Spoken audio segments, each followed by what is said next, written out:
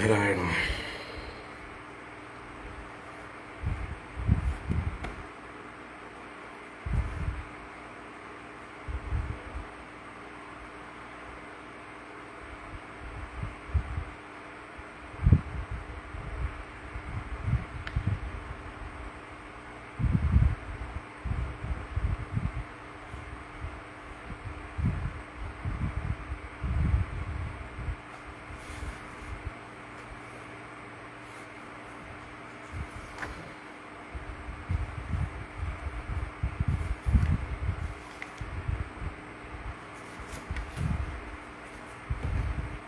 ഹരി ഓം.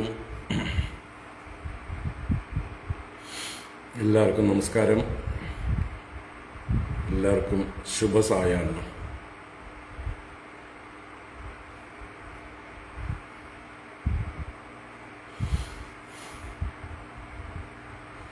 ഓം.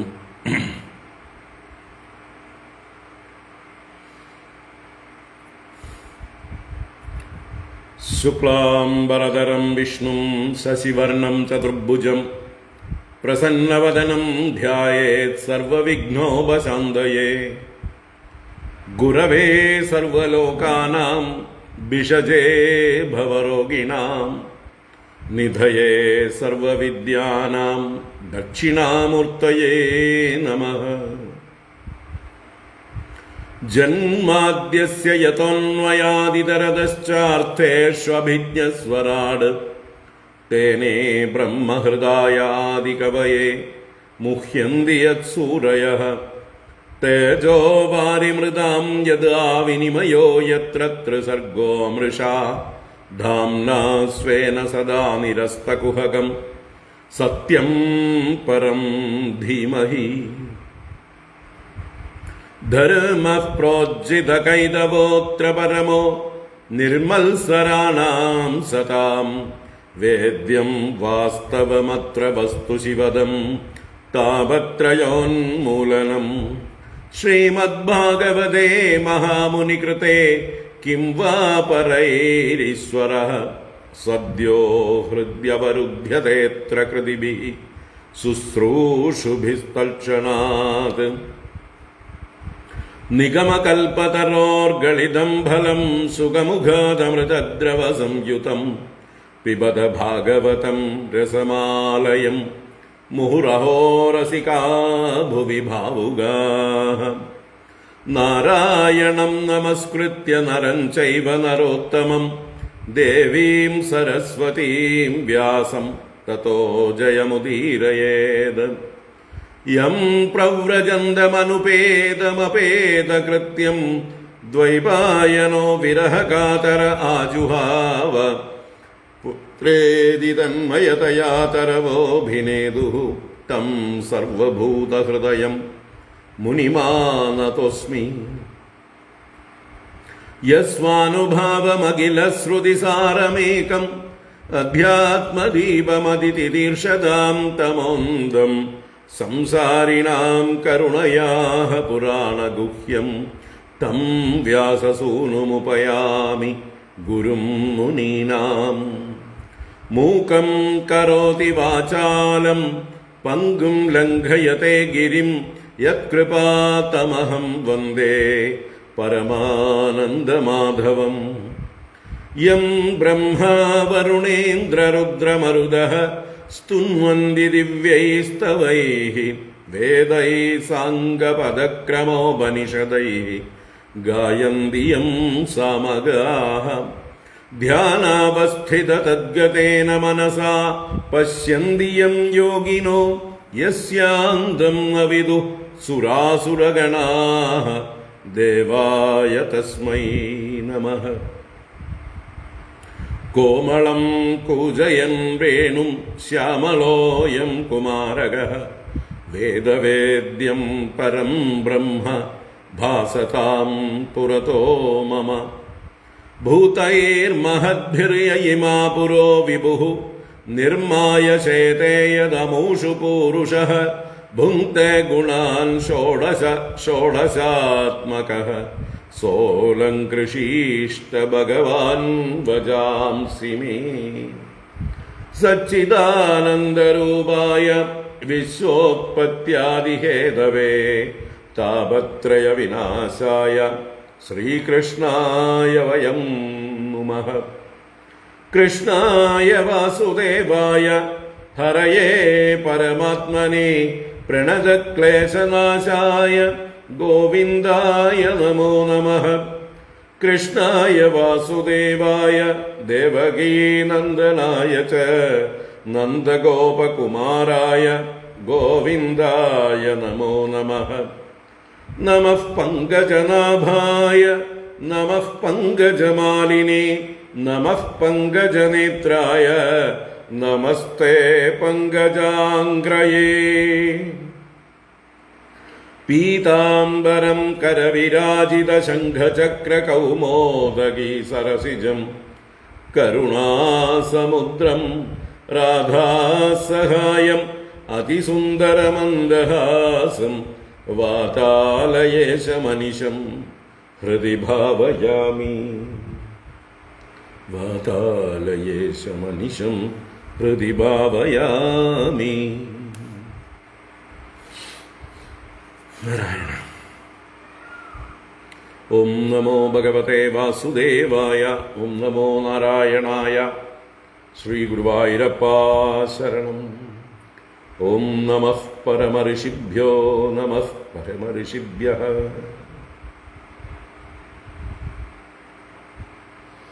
നാരായണ.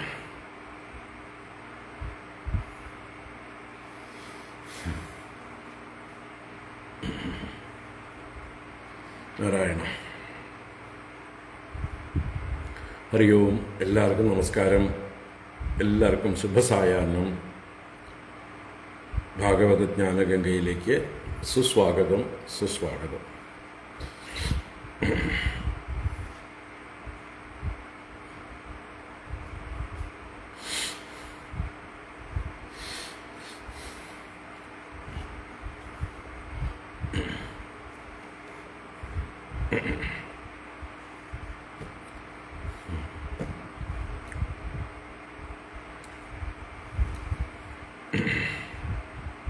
മൊത്തത്തിൽ ഒരു ദുഃഖകരമായിട്ടുള്ളൊരു വാർത്ത അല്ലേ? ബംഗളൂരുവിൽ സ്റ്റാമ്പീഡിൽ കുറേ ആളുകൾ മരിച്ചിട്ടുണ്ട്.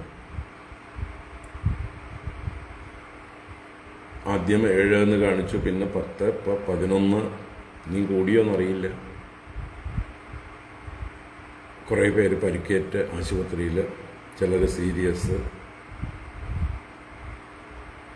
സന്തോഷം പങ്കുവയ്ക്കാൻ കൂടിയവരാണ്.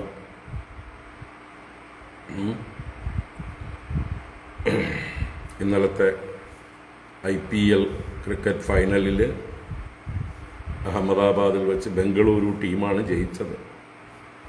അതിൻ്റെ ആഘോഷം.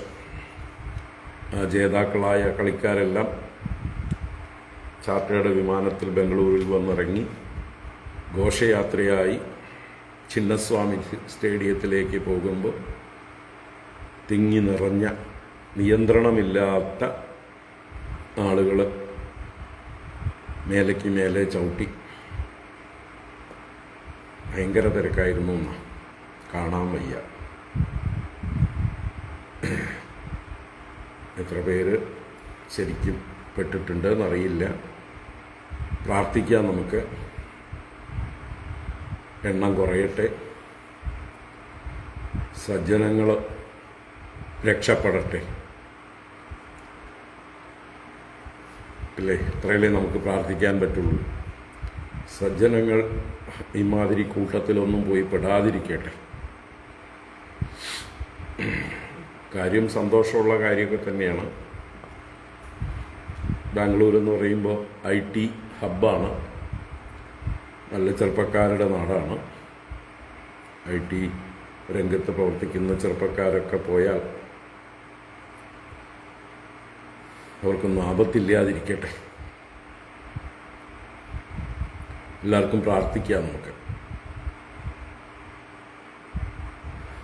പരേതരായവർക്ക് സദ്ഗതി ഉണ്ടാവാനും ശാന്തി ഉണ്ടാവാനും അവരുടെ കുടുംബങ്ങൾക്ക് അത് സഹിക്കാനുള്ള ശക്തി ഉണ്ടാവാനും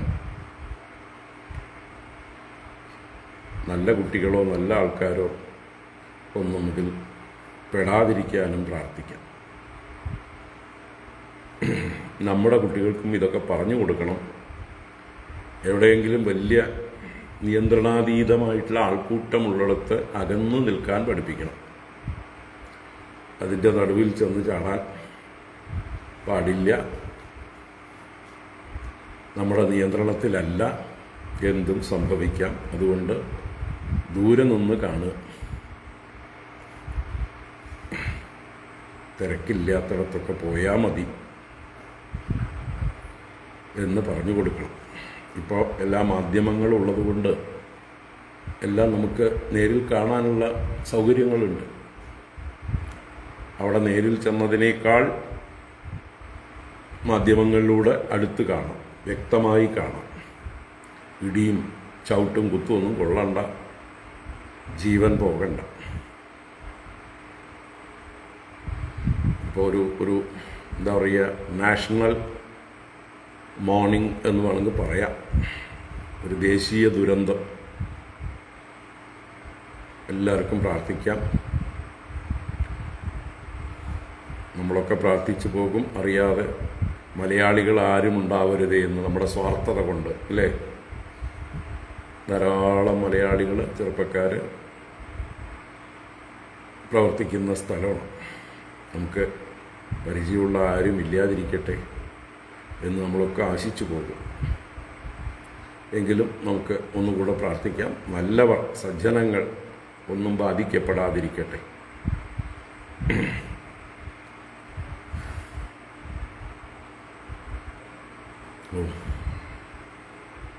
ഭഗവാനോട് പ്രാർത്ഥിക്കാം.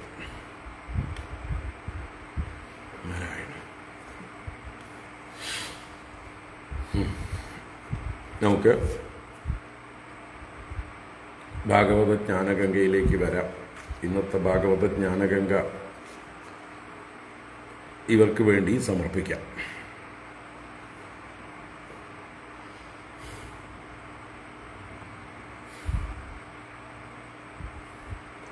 ഓം. ഭാഗവത ജ്ഞാനഗംഗ ദശമസ്കന്ധം 59-ാം അധ്യായത്തിലേക്ക് നമുക്ക് പ്രവേശിക്കാം.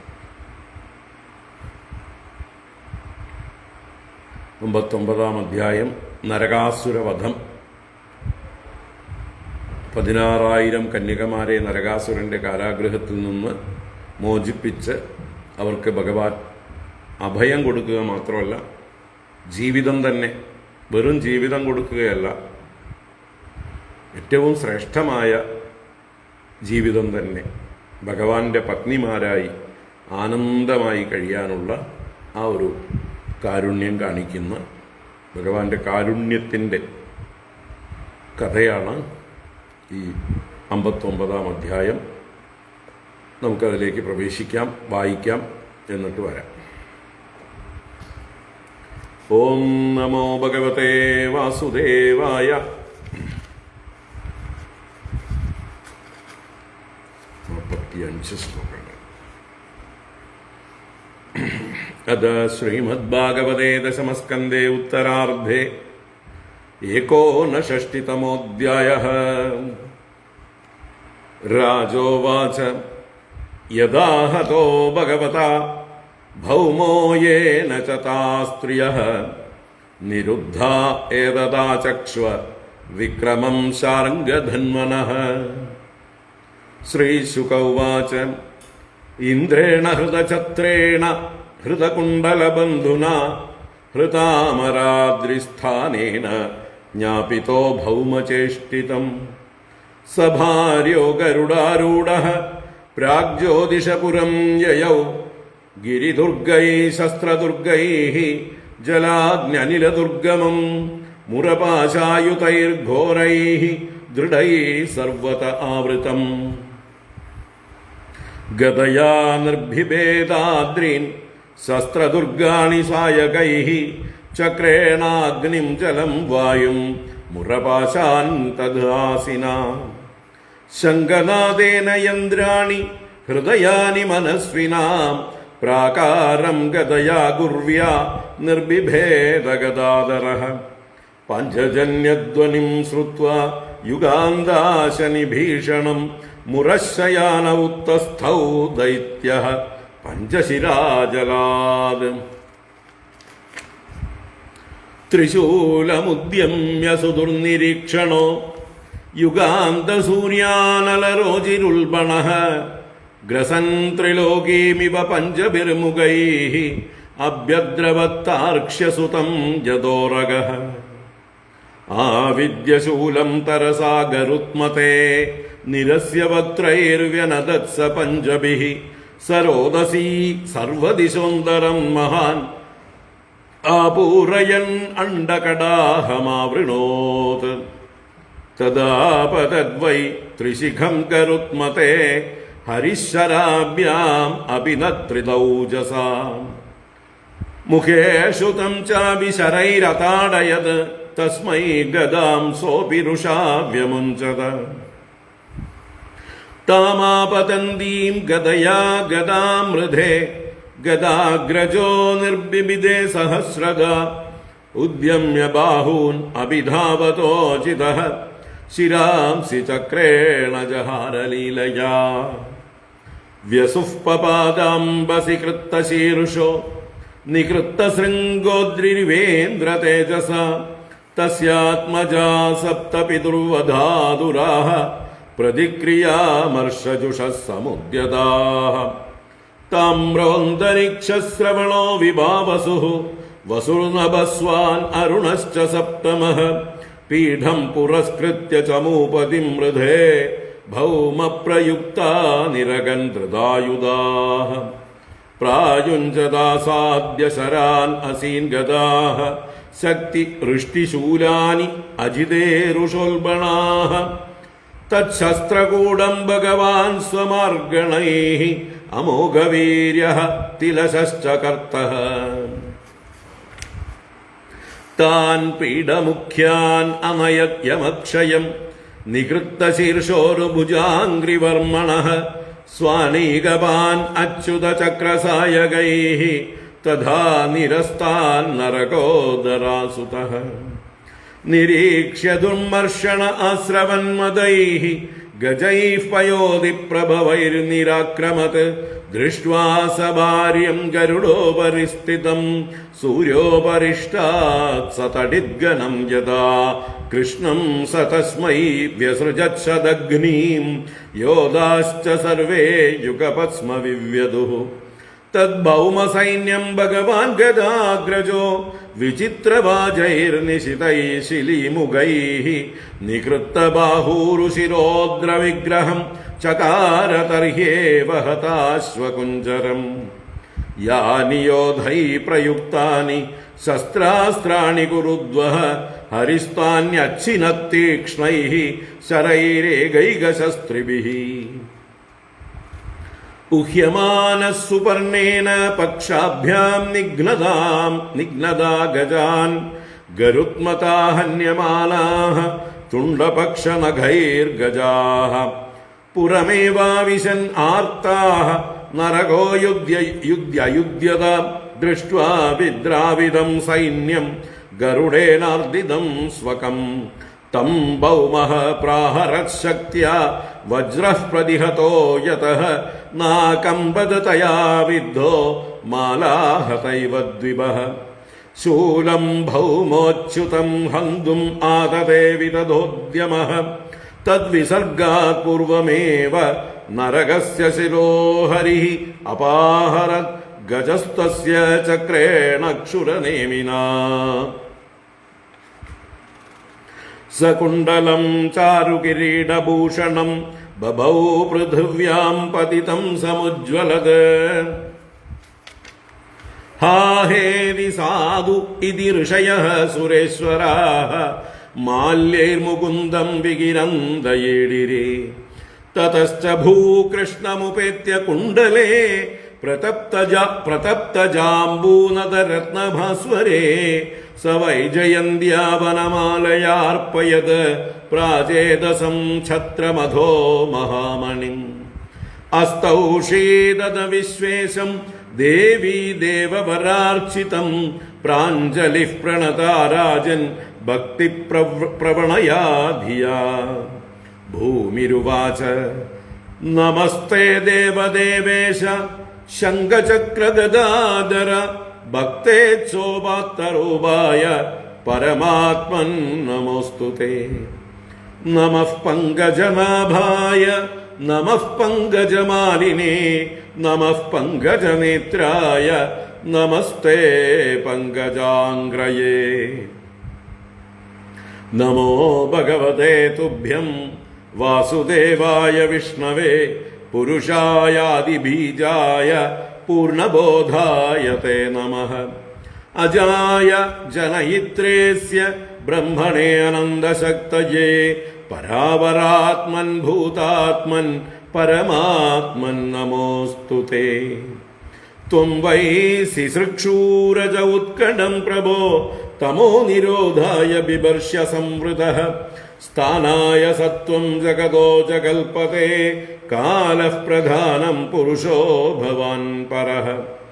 അഹം പയോ ജ്യോതിരദാനിലോ നഭോ മാത്രാണി ദേവാമന ഇന്ദ്രിയാണി കർത്താ മഹാനിത്യഖിലം ചരാചരം ത്വയ്യദ്വിതീയേ ഭഗവൻ അയം ഭ്രമഃ. തസ്യാത്മജോയം തവ പാദപങ്കജം ഭീതഃ പ്രപന്നാർത്തിഹരോപസാദിതഃ തത്പാലയൈനം കുരു ഹസ്തപങ്കജം ശിരസ്യ മുഷ്യാഖില കൽമഷാപഹം. ശ്രീശുക ഉവാച ഇതി ഭൂമ്യാർത്തിതോ വാഗ്ഭിഃ ഭഗവാൻ ഭക്തിനമ്രയാ ദത്വാ ഭയം ഭൗമഗൃഹം പ്രാവിശത് സകലർദ്ധിമത്.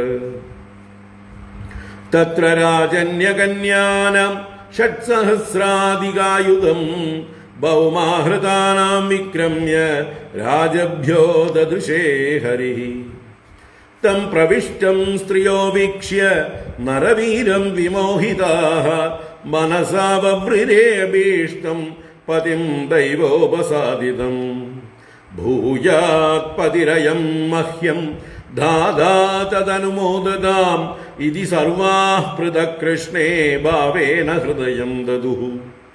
താഃ പ്രാഹിണോ ദ്വാരവതീം സുമൃഷ്ടവിരജോംബരാഃ നരയാനൈർമഹാകോശാൻ രഥാശ്വാൻ ദ്രവിണം മഹത്.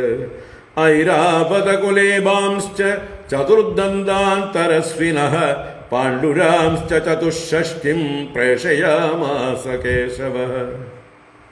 ഗത്വാ സുരേന്ദ്രഭവനം ദത്വാദിത്യൈ ച കുണ്ഡലേ പൂജിതസ്ത്രിദശേന്ദ്രേണ സഹേന്ദ്രാണ്യാ ച സപ്രിയഃ. ചോദിതോ ഭാര്യയോത്പാട്യ പാരിജാതം ഗരുത്മതി ആരോപ്യ സേന്ദ്രാൻ വിബുധാൻ നിർജിത്യോപാനയത്പുരം. സ്ഥാപിതഃ സത്യഭാമായ ഗൃഹോദ്യാനോപശോഭനഃ അന്വഗുരു ഭ്രമരാ സ്വർഗാത് തദ്ഗന്ധാസവലംബടാഃ. യയാ ച ആനമ്യ കിരീടകോടിഭിഃ പാദൗ സ്പൃശന്നച്യുതമർത്ഥസാധനം സിദ്ധാർത്ഥയേതേന വിഗൃഹ്യതേ മഹാൻ അഹോ സുരാണാം ച തമോധികാഢ്യതാം. അധോ മുഹൂർത്തയേ കസ്മിൻ നാനാകാരേഷു താ സ്ത്രിയഃ യഥോപയേ മേ ഭഗവാൻ താവത് രൂപധരോ വ്യയഃ. സർവത്ര ഗോവിന്ദ നാമ സങ്കീർത്തനം ഗോവിന്ദ ഗോവിന്ദ. ഗൃഹേഷു താസാം അനവായ്യതർക്യകൃത് നിരസ്തസാമ്യാതിശയേഷ്വവസ്ഥിതഃ. രേമേ രമാഭിർനിജ കാമസംപ്ലുതോ യഥേതരോ ഗാർഹകമേദികാൻ ചരൻ. ഇത്തം രമാപതിമവാപ്യ പതിം സ്ത്രിയസ്താഃ ബ്രഹ്മാദയോപി ന വിദുഃ പദവീം യദീയാം. ഭേജുർമുദാവിരതമേദിതയാനുരാഗഹാസാവലോക നവസംഗമജൽപലജ്ജാഃ. പ്രത്യുദ്ഗമാസനവരാർഹണപാദശൗചതാംബൂലവിശ്രമണ വീജനഗന്ധമാല്യൈഃ കേശപ്രസാരശയനസ്നപനോപഹാര്യൈഃ ദാസീശതാ അപി വിഭോർ വിദതുസ്മദാസ്യം. हरि ओमिति श्रीमद्भागवते महापुराणे पारमहंस्यां संहितायां दशमस्कन्धे उत्तरार्धे पारिजातहरणनरकवधो नाम 59तमोऽध्यायः। सर्वत्र गोविन्दनाम संकीर्तनं गोविन्द गोविन्द। नारायणाखिल गुरो भगवन्नमस्ते, नारायणाखिल गुरो भगवन्नमस्ते, नारायणाखिल गुरो भगवन्नमस्ते।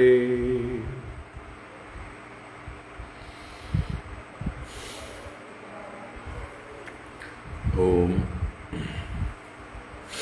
നാരായണ.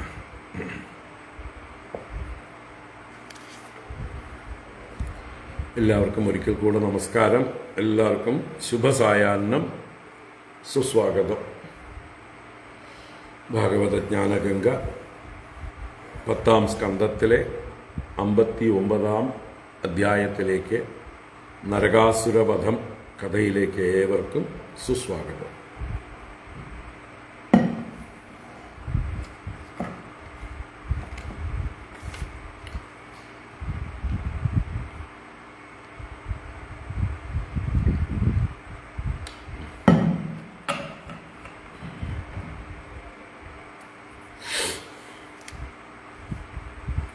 നമ്മൾ കഴിഞ്ഞ അധ്യായത്തിൽ 58ാം അധ്യായത്തിൽ ഭഗവാന്റെ 5 വിവാഹങ്ങൾ, കാളിന്തി, മിത്രവിന്ദ, സത്യ, ഭദ്ര, ലക്ഷ്മണ,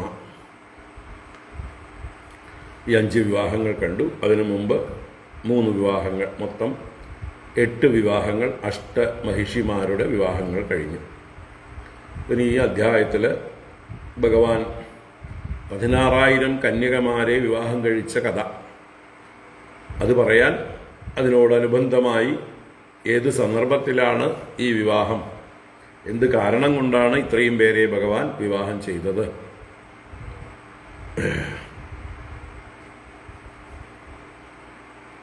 ആർക്കും സാധിക്കാത്തൊരു കാര്യമാണല്ലോ ഇത്.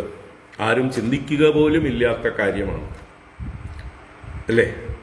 അത്ഭുതമായിട്ടുള്ള കാര്യം, അലൗകികമായിട്ടുള്ള കാര്യം.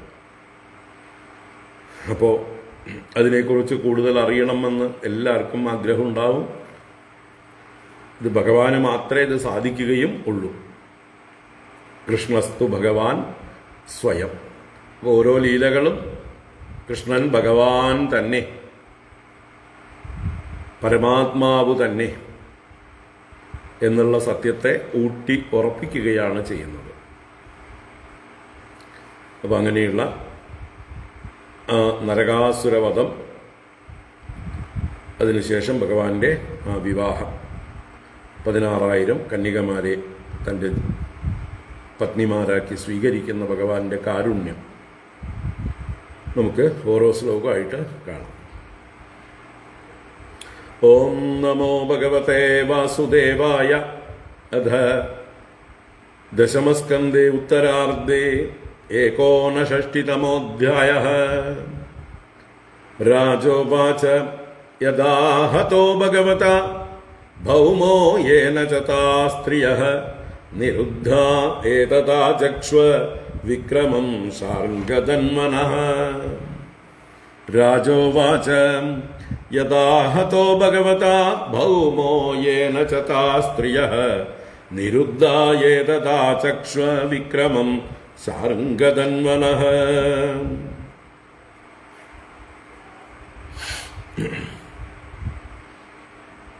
രാജാവ് ഉവാച. ഇവിടെ പരീക്ഷിത്ത് ആകാംക്ഷയോടുകൂടെ ചോദിക്കുകയാണ്.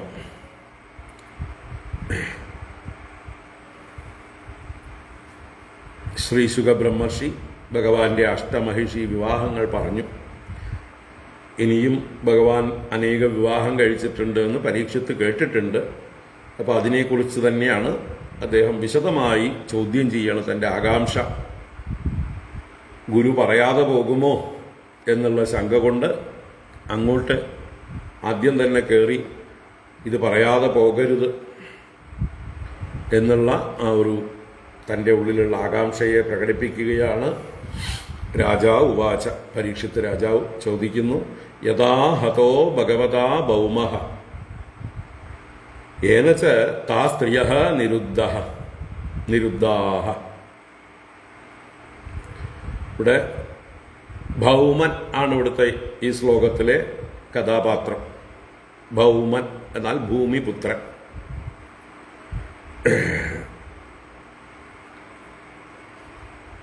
ഭൗമൻ അഥവാ കുജൻ എന്നൊക്കെ പറഞ്ഞാലും ഭൂമിപുത്രൻ തന്നെയാണ്. ഭൂമിയാണ്, അതിൽ നിന്ന് ജനിച്ചത് കുജൻ. ഏറ്റവും പ്രശസ്തനായിട്ടുള്ള കുജൻ ചൊവ്വാഗ്രഹമാണ് അല്ലേ? കുജൻ എന്നാൽ നമുക്ക് ചൊവ്വാഗ്രഹത്തെയാണ് സാധാരണ എല്ലാവരും ചിന്തിക്കുക. നരകാസുരനും കുജനാണല്ലെങ്കിൽ ഭൗമനാണ്. ഇനിയിപ്പോൾ നമ്മളൊക്കെ ആരാണ്? ഒരു കണക്കിന് നമ്മളും കുജന്മാരാണ്, അഥവാ കുജമാരാണ്, അഥവാ ഭൗമന്മാരാണ്, അല്ലെങ്കിൽ ഭൗമകളാണ് അല്ലേ? നമ്മളൊക്കെ ഭൂമിപുത്രന്മാർ തന്നെയാണ്, ഭൂമിയുടെ സന്തതികൾ തന്നെയാണ്. എങ്കിലും ഇവിടെ കഥയിൽ ഉദ്ദേശിക്കുന്നത് നരകാസുരൻ എന്ന ഭൂമിപുത്രൻ, അദ്ദേഹത്തിൻ്റെ കഥയാണ്. ഈ നരകാസുരൻ എങ്ങനെയാണ് ഭൂമിയുടെ പുത്രനായി ജനിക്കുന്നത് എന്നുള്ളത് മറ്റ് പല പുരാണങ്ങളിലാണ് പറഞ്ഞിട്ടുള്ളത്. ദേവി ഭാഗവതത്തിലോ മറ്റ് പുരാണങ്ങളിലോ ഒക്കെയാണ് ഇതിൻ്റെ ഡീറ്റെയിൽസ് ഉള്ളത്. ഭഗവാൻ വരാഹമൂർത്തിയായിട്ട് അവതരിച്ച് ഹിരണ്യാക്ഷവധം ചെയ്യുന്ന കഥയുണ്ടല്ലോ, അതിനോടനുബന്ധിച്ച് ഭഗവാൻ ഭൂമിയെ ഉദ്ധരിച്ചു കൊണ്ടുവരുന്നുണ്ട്. ഹിരണ്യാക്ഷൻ കൊണ്ടുപോയി രസാതലത്തിൽ ഒളിപ്പിച്ചു വെച്ച ഭൂമിയെ ഭഗവാൻ തൻ്റെ തേറ്റയിൽ പൊക്കിക്കൊണ്ട് അന്തരീക്ഷത്തിലേക്ക് കൊണ്ടുവന്ന് തൻ്റെ യോഗശക്തി കൊണ്ട് അന്തരീക്ഷത്തിൽ സ്ഥാപിക്കുന്ന കഥയുണ്ട്. അപ്പോൾ ഈ ഭഗവാന്റെ സ്പർശമേറ്റ പുളകിതയായി ഈ ഭൂമി, തൻ്റെ ഭർത്താവായിട്ടുള്ള ഭഗവാൻ തന്നെയാണ് ഈ വരാഹമൂർത്തിയായി വന്നിരിക്കുന്നത്. അപ്പോൾ ആ വരാഹമൂർത്തിയായ ഭഗവാന്റെ സ്പർശം കൊണ്ട് ദേവിക്കും ആ പുളകമുണ്ടായി. ഭഗവാൻ ഈ ഹിരണ്യാക്ഷനുമായിട്ട് ഉള്ള യുദ്ധ സന്ദർഭത്തിൽ അദ്ദേഹത്തിൽ നിന്ന് വിയർപ്പ് തുള്ളികൾ പൊടിഞ്ഞു. ഭഗവാന്റെ ശരീരത്തിൽ നിന്നുള്ള വിയർപ്പ് ഈ ഭൂമിയിൽ സ്പർശിച്ചു. അങ്ങനെ ആ ഭൂമിക്ക് ഭഗവാന്റെ വിയർപ്പ് തുള്ളിയിൽ നിന്നാണ് ഈ ഭൗമൻ എന്ന ഭൂമിപുത്രനായ നരകാസുരൻ പുത്രനായി ജനിക്കുന്നത്. ഇതാണ് നരകാസുരൻ്റെ ഉൽപ്പത്തിയെക്കുറിച്ച് സൂചിപ്പിക്കുന്ന കഥകൾ. അപ്പോൾ ഒരു അശരീരി ഉണ്ടായി. പിതാവായിട്ടുള്ള വിഷ്ണുവിൻ്റെ കൈകൊണ്ട് തന്നെയാണ് ഇദ്ദേഹത്തിൻ്റെ മരണം വന്നു. അപ്പോഴേക്കും ഭൂമിദേവി ഭഗവാന്റെ കാല് പിടിച്ചു വന്നു തന്നെ. വരാഹമൂർത്തിയായ ഭഗവാനോട് കാല് പിടിച്ചു പറഞ്ഞു, ഇവനെ വധിക്കരുതേ എന്ന്. കാരണം അപ്പോൾ ഹിരണ്യകശിപുവിനെ വധിച്ചു നിൽക്കുന്ന ആ രോഷത്തോടുകൂടി നിൽക്കുന്ന അവസ്ഥയായിരുന്നു. അപ്പം ഇനിയിപ്പോൾ ഇവനെയും കൂടി വധിച്ചു കളയോ എന്ന് പേടിച്ച് ഭൂമിദേവി ഭഗവാന്റെ കാലിൽ വീണ് അപേക്ഷിച്ചു, ഇവനെ വധിക്കരുതേ എന്ന്. അപ്പോൾ ഭഗവാൻ വാക്കുകൊടുത്തു, ഇല്ല, ഇപ്പം തൽക്കാലം അവനെ വധിക്കുന്നില്ല. ഭൂമിദേവി അമ്മയാണല്ലോ, അമ്മയുടെ അനുഗ്രഹം അല്ലെങ്കിൽ അമ്മയുടെ സമ്മതം കിട്ടിയതിന് ശേഷം മാത്രമേ ഞാനിവനെ വധിക്കുള്ളൂ എന്നൊരു വാഗ്ദാനം ചെയ്തു, ഒരു കണ്ടീഷൻ. അപ്പോൾ ഭൂമിദേവിക്ക് സമാധാനമായി. താൻ സമ്മതിച്ചു കൊടുത്താലല്ലേ തൻ്റെ മകന് മരണമുള്ളൂ, അത് തൻ്റെ കയ്യിലല്ലേ ഇരിക്കുന്നത്. അപ്പോൾ ഭൂമിദേവി സന്തോഷിച്ചു. അങ്ങനെയാണ് ഇദ്ദേഹത്തിൻ്റെ മരണം ഭഗവാന്റെ കൈകൊണ്ട് തന്നെയാണെന്നുള്ള ആ ഒരു അശരീരിയിരിക്കുന്നു. ഭൂമിദേവിയുടെ സമ്മതത്തോടുകൂടി മാത്രമേ ഇവനെ വധിക്കുള്ളൂ എന്നുള്ള കാര്യവും രഹസ്യമായിട്ട് ഇരിക്കുന്നു. ഈ സന്ദർഭമാണ് ഇവിടെ ഭൗമ വധത്തിലേക്ക് നമ്മളെ കൊണ്ടുപോകുന്നത്. നമുക്ക് നോക്കാം. അപ്പോൾ ഇവിടെ പരീക്ഷിത്ത് രാജാവ് ചോദിക്കുകയാണ്, ഈ ഭൗമഃ ആരാണ്? ഈ ഭൗമഃ ഏന താ സ്ത്രീയഃ നിരുദ്ധാഃ. ഏന ഭൗമേന, ഏതൊരു ഭൗമനാലാണോ താ സ്ത്രീയഃ, ആ സ്ത്രീകൾ, അനേക സ്ത്രീകൾ അതെന്താ വെച്ചാൽ കഴിഞ്ഞ അധ്യായത്തിൽ അവസാനം ഭഗവാൻ പറഞ്ഞിട്ടുണ്ട്,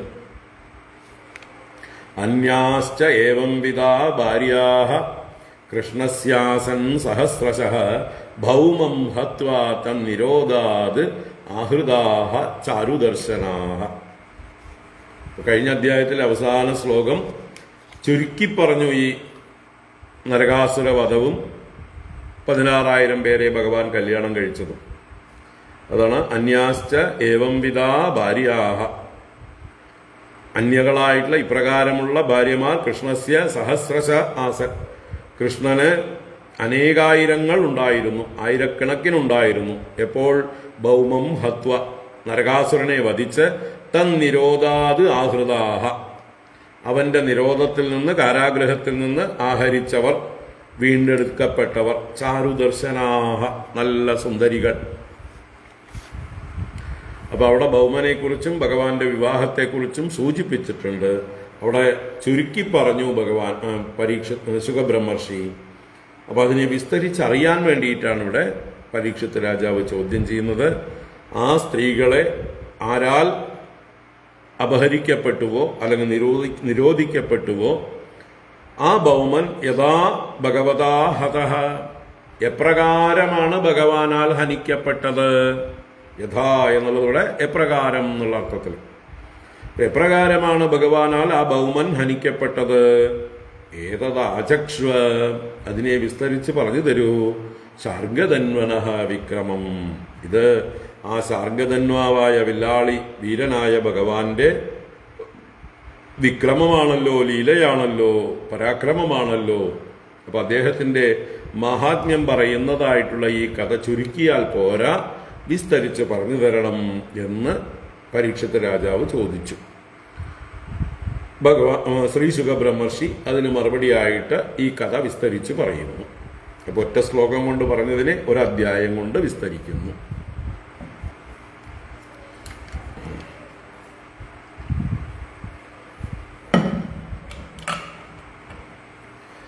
ശ്രീശുക ഉവാച ഇന്ദ്രേണ ഹൃതഛത്രേണ ഹൃതകുണ്ഡലബന്ധുനാ ഹൃതാമരാദ്രിസ്ഥാനേന ജ്ഞാപിതോ ഭൗമചേഷ്ടിതം. ഇന്ദ്രേണ ഹൃതഛത്രേണ ഹൃതകുണ്ഡലബന്ധുനാ ഹൃതാമരാദ്രിസ്ഥാനേന ജ്ഞാപിതോ ഭൗമചേഷ്ടിതം. ഇപ്പോ ഹൃതഛത്രേണ ഹൃതകുണ്ഡലബന്ധുനാ ഹൃതാമരാദ്രിസ്ഥാനേന ഇന്ദ്രേണ ഭൗമചേഷ്ടിതം ജ്ഞാപിതഃ. ഇന്ദ്രനാൽ ഭൗമചേഷ്ടിതം ജ്ഞാപിതഃ, അറിയിക്കപ്പെട്ടതായി.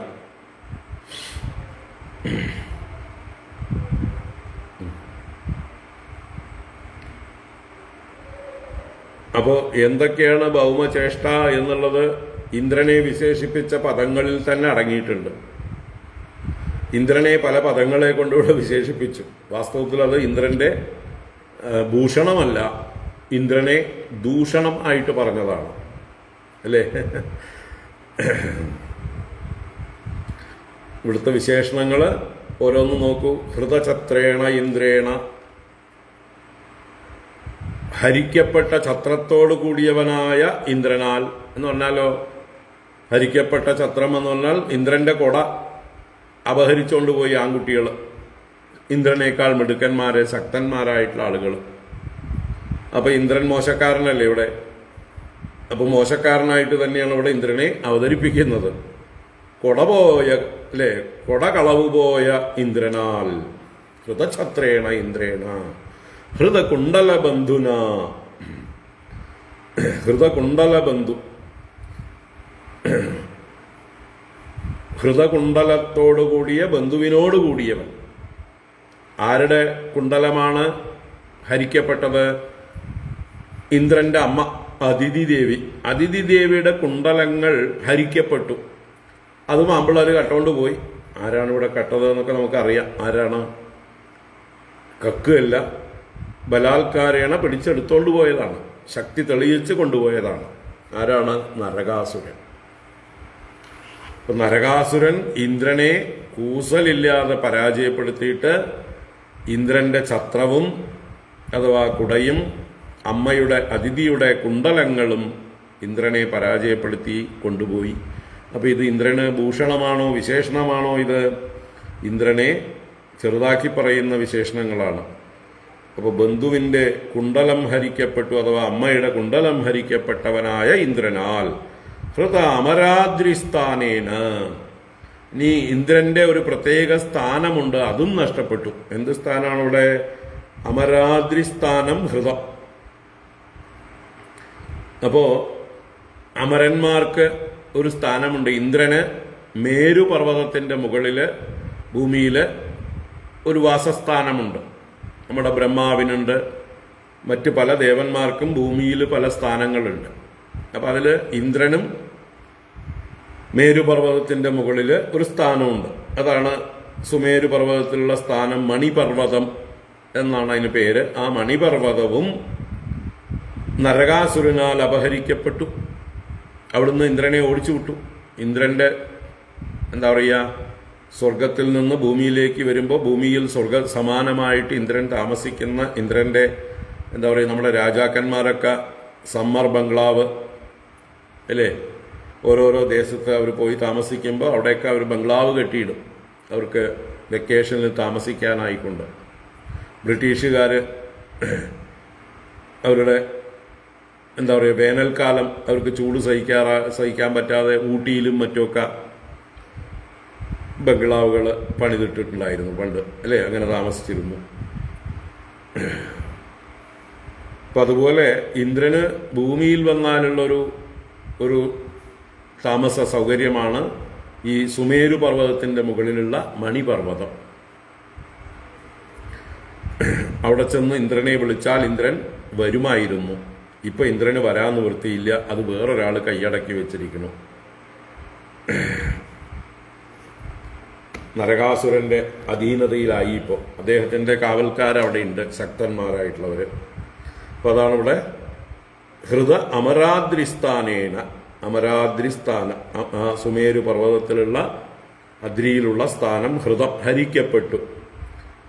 അങ്ങനെയുള്ള ഇന്ദ്രേണ ഭൗമചേഷ്ടിതം ജ്ഞാപിത, ഭൗമന്റെ ചേഷ്ടിതങ്ങൾ അറിയിക്കപ്പെട്ടു.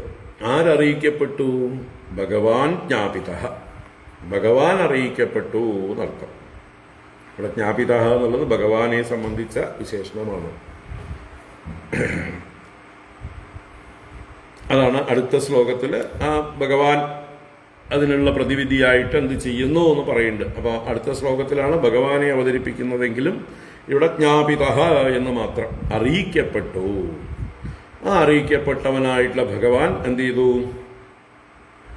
സഭാര്യോ ഗരുഡാരൂഢ പ്രാഗ്ജ്യോതിഷപുരം യയാ ഗിരിദുർഗൈഃ ശസ്ത്രദുർഗൈഃ ജലാഗ്നി അനിലദുർഗമം മുറപാശായുതൈർഘോരൈഃ ദൃഢൈഃ സർവത ആവൃതം. സഭാര്യോ ഗരുഡാരൂഢഃ പ്രാഗ്ജ്യോതിഷപുരം യയൗ ഗിരിദുർഗൈഃ ശസ്ത്രദുർഗൈഃ ജലാഗ്ന്യനിലദുർഗമം മുറപാശായുതൈർഘോരൈഃ ദൃഢൈഃ സർവത ആവൃതം.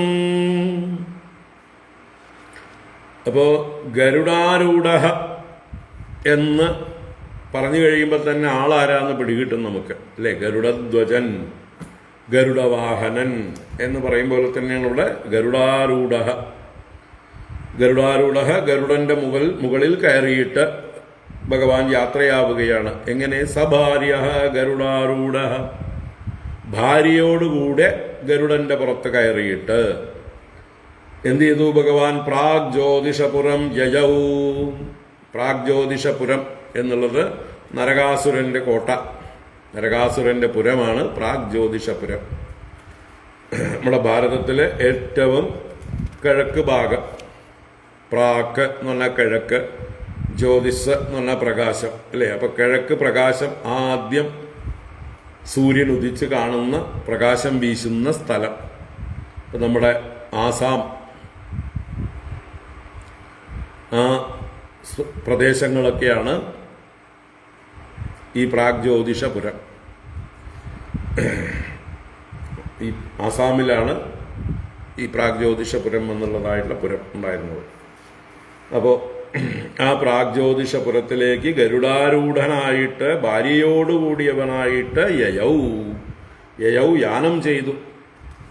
എങ്ങനെയുള്ളതാണ് ഈ പ്രാഗ്ജ്യോതിഷപുരം? അതിനെ വിശേഷിപ്പിക്കുന്നതാണ് 2 വരികൾ.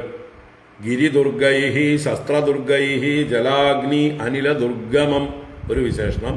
മുരപാശായുതൈർഘോരൈഹി ദൃഢൈഹി സർവദ ആവൃതം. 2 വിശേഷണങ്ങളാണ് ഇവിടെ ആ പ്രാഗ്ജ്യോതിഷപുരത്തിന് ഇവിടെ പറഞ്ഞിരിക്കുന്നത്. അപ്പം എന്തൊക്കെയാണ് ആ 2 വിശേഷണങ്ങൾ? ആദ്യത്തെ വരിയിൽ ഗിരിദുർഗങ്ങളാലും ശസ്ത്രദുർഗങ്ങളാലും ജല അഗ്നി അനില ദുർഗങ്ങളാലും ഘോരങ്ങളാലും ദൃഢങ്ങളുമായിട്ടുള്ള മുരന്റെ പാശങ്ങളാലും ആയുധങ്ങളാലും പാശങ്ങൾ അയുധം എന്നാൽ 10,000. അപ്പോൾ 10,000 പാശങ്ങളാലും സർവതഃ ആവൃതം എല്ലാ ഭാഗത്തും ചുറ്റപ്പെട്ടിരിക്കുന്നതും എന്നർത്ഥമാണ്. അപ്പോൾ ഗിരിദുർഗം എന്ന് പറഞ്ഞാൽ പർവ്വതങ്ങൾ ദുർഗങ്ങൾ തന്നെയാണ്. ഗിരികളാകുന്ന ദുർഗങ്ങൾ, ഗമിക്കാൻ ദുഃഖമുള്ളതാണ് ദുർഗം. പ്രവേശിക്കാൻ സഞ്ചരിക്കാൻ ഒക്കെ പ്രയാസമേറിയതായിട്ടുള്ള സ്ഥാനങ്ങളൊക്കെ ദുർഗങ്ങളാണ്. എവിടെയൊക്കെ നമുക്ക് കല്ലും മുള്ളും കുണ്ടും കുഴിയും പർവ്വതങ്ങൾ നിമ്നോന്നതങ്ങൾ എല്ലാം നിറഞ്ഞിരിക്കുന്നതായിട്ടുള്ള സ്ഥലങ്ങൾ, വെള്ളക്കെട്ടുകൾ ഒക്കെ ദുർഗങ്ങളാണ്. അപ്പം അങ്ങനെയുള്ള ഗിരികൾ കൊണ്ട് ദുർഗങ്ങളായവയും ശസ്ത്രദുർഗങ്ങൾ എന്ന് പറഞ്ഞാലോ ആയുധങ്ങളെ കൊണ്ട് പ്രവേശിക്കാൻ പ്രയാസമേറിയത്. അപ്പോൾ പലതരത്തിലുള്ള ആയുധങ്ങൾ സജ്ജീകരിച്ച് വെച്ചിട്ടുണ്ടാവും. യന്ത്രങ്ങൾ കൊണ്ട് പ്രവർത്തിക്കുന്ന ആയുധങ്ങൾ പോലും ഉണ്ടാവും. എവിടെയെങ്കിലും ചെന്ന് ആരെങ്കിലും എന്തെങ്കിലും സ്പർശിച്ചു കഴിഞ്ഞാൽ അപ്പോൾ മേലെ അമ്പ് വന്ന് തറയ്ക്കും. അതിന് മനുഷ്യർ തന്നെ വേണമെന്നില്ല, ആളുകൾ വേണമെന്നില്ല അല്ലേ. പല യന്ത്രങ്ങളിൽ ഘടിപ്പിച്ച് വെച്ചിട്ടുണ്ടാവും.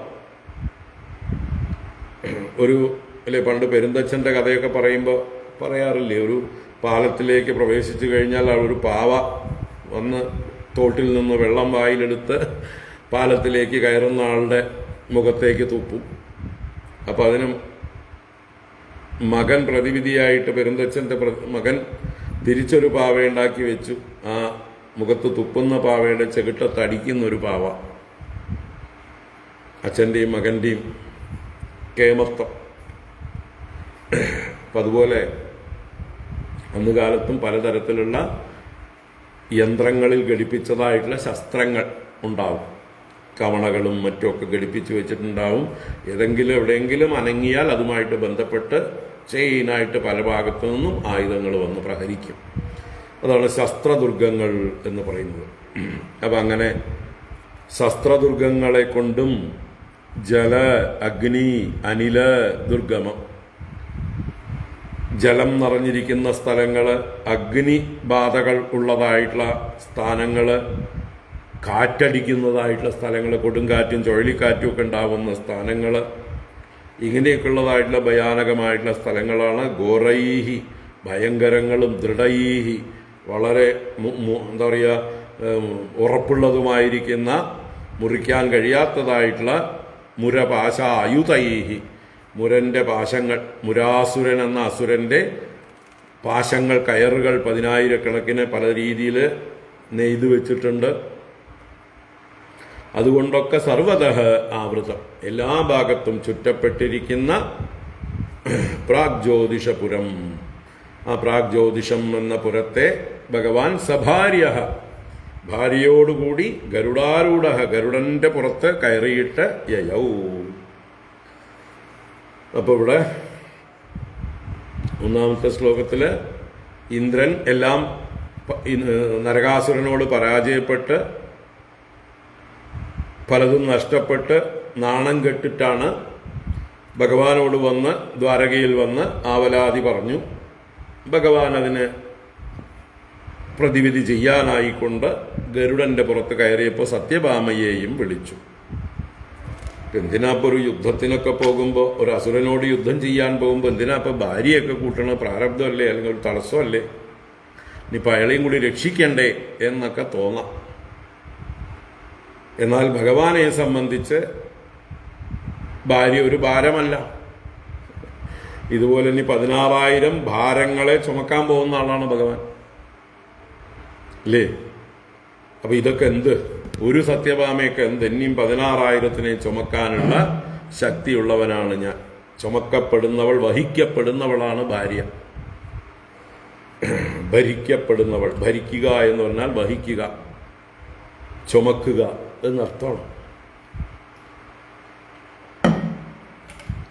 അപ്പൊ ഭഗവാൻ നരകാസുരനോട് യുദ്ധത്തിന് പോകുന്നത് കേളിയായിട്ടാണ്, നിസ്സാരമായിട്ടാണ്. അത് ഭഗവാന്റെ ഒരു ആത്മവിശ്വാസത്തെ, ശക്തിയെ, പ്രഭാവത്തെ എല്ലാം വിളിച്ചു പറയുകയാണ്.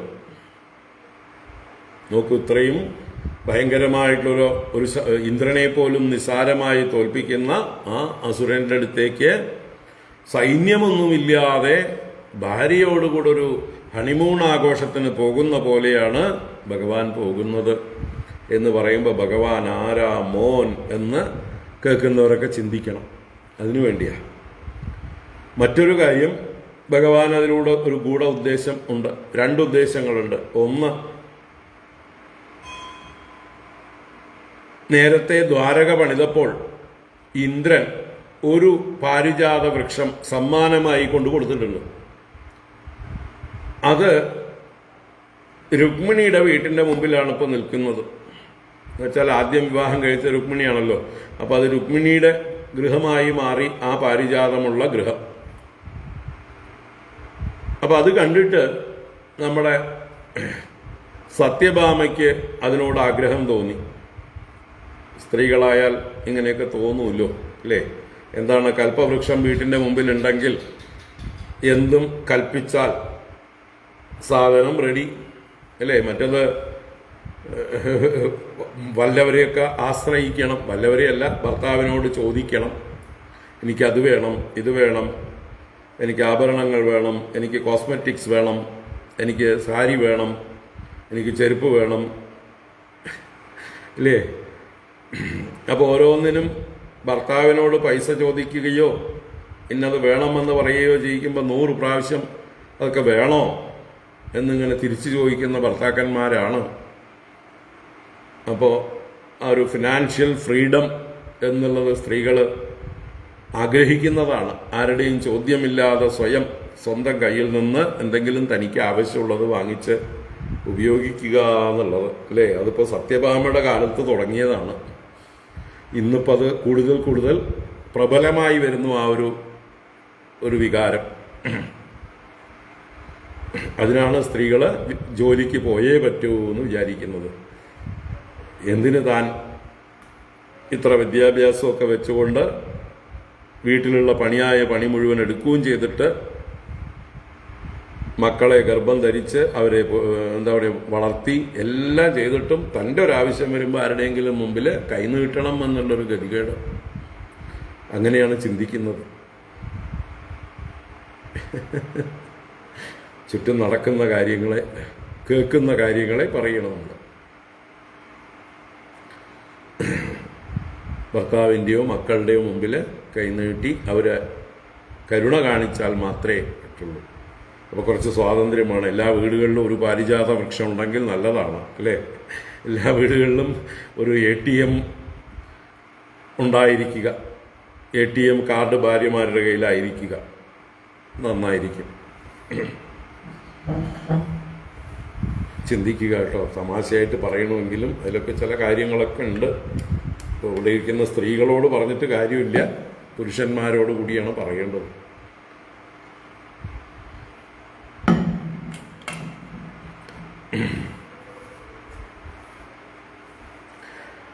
എന്തായാലും അതിലൊരാഗ്രഹം സത്യഭാമയ്ക്കുണ്ടായിരുന്നു. തനിക്കൊരു പാരിജാത വൃക്ഷം വേണമെന്ന് പറഞ്ഞിരുന്നു. അപ്പോൾ ഭഗവാൻ കണക്കാക്കി ഇതൊരു സന്ദർഭം തന്നെ. ഏതായാലും ഇന്ദ്രൻ്റെയും അതിഥിയുടെയും നഷ്ടപ്പെട്ട സാധനങ്ങൾ കൊണ്ടു കൊടുക്കാൻ പോകണം. നരകാസുരനെ വധിച്ചു കഴിയുമ്പോൾ ഇത് തിരിച്ചേൽപ്പിക്കാനായിട്ട് സ്വർഗത്തിലേക്ക് പോകും. അപ്പോൾ കൈയോടെ ഒരു പാരിജാത വൃക്ഷം കൂടി കൊണ്ടുവന്ന് കൊടുത്താൽ അവൾക്ക് സന്തോഷമാവും. അതിന് അവളെയും കൂടെ കൂട്ടി നല്ലോണം സന്തോഷമായിക്കോട്ടെ, നേരിട്ട് ചെന്ന് കണ്ട് തൻ്റെ മുമ്പിൽ അവളുടെ മുമ്പിൽ വെച്ച് അവൾ ആഗ്രഹിക്കുന്ന ഒരു വൃക്ഷത്തെ തന്നെ കൊണ്ടുവരാലോ എന്ന് കരുതിയിട്ടുണ്ടാവും രണ്ടാമത്തത്. മറ്റതൊന്ന്, ഭഗവാന്റെ ഉള്ളില് മറ്റൊരു സങ്കല്പമുണ്ട്. എന്താണ്?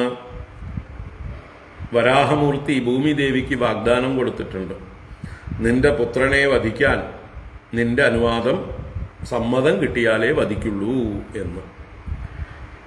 സത്യഭാമ ഭൂമിദേവിയുടെ അംശമാണ്. ഇത് ലോകത്തിന് വിളിച്ചു പറയാൻ കൂടിയാണ്. ആ സത്യഭാമയുടെ അനുമതി കിട്ടിയാൽ, സത്യഭാമ സമ്മതിച്ചാൽ ഈ നരകാസുരനെ വധിക്കാം. ഭൂമിദേവി ചിലപ്പോൾ സമ്മതിച്ചില്ല എന്ന് വരും.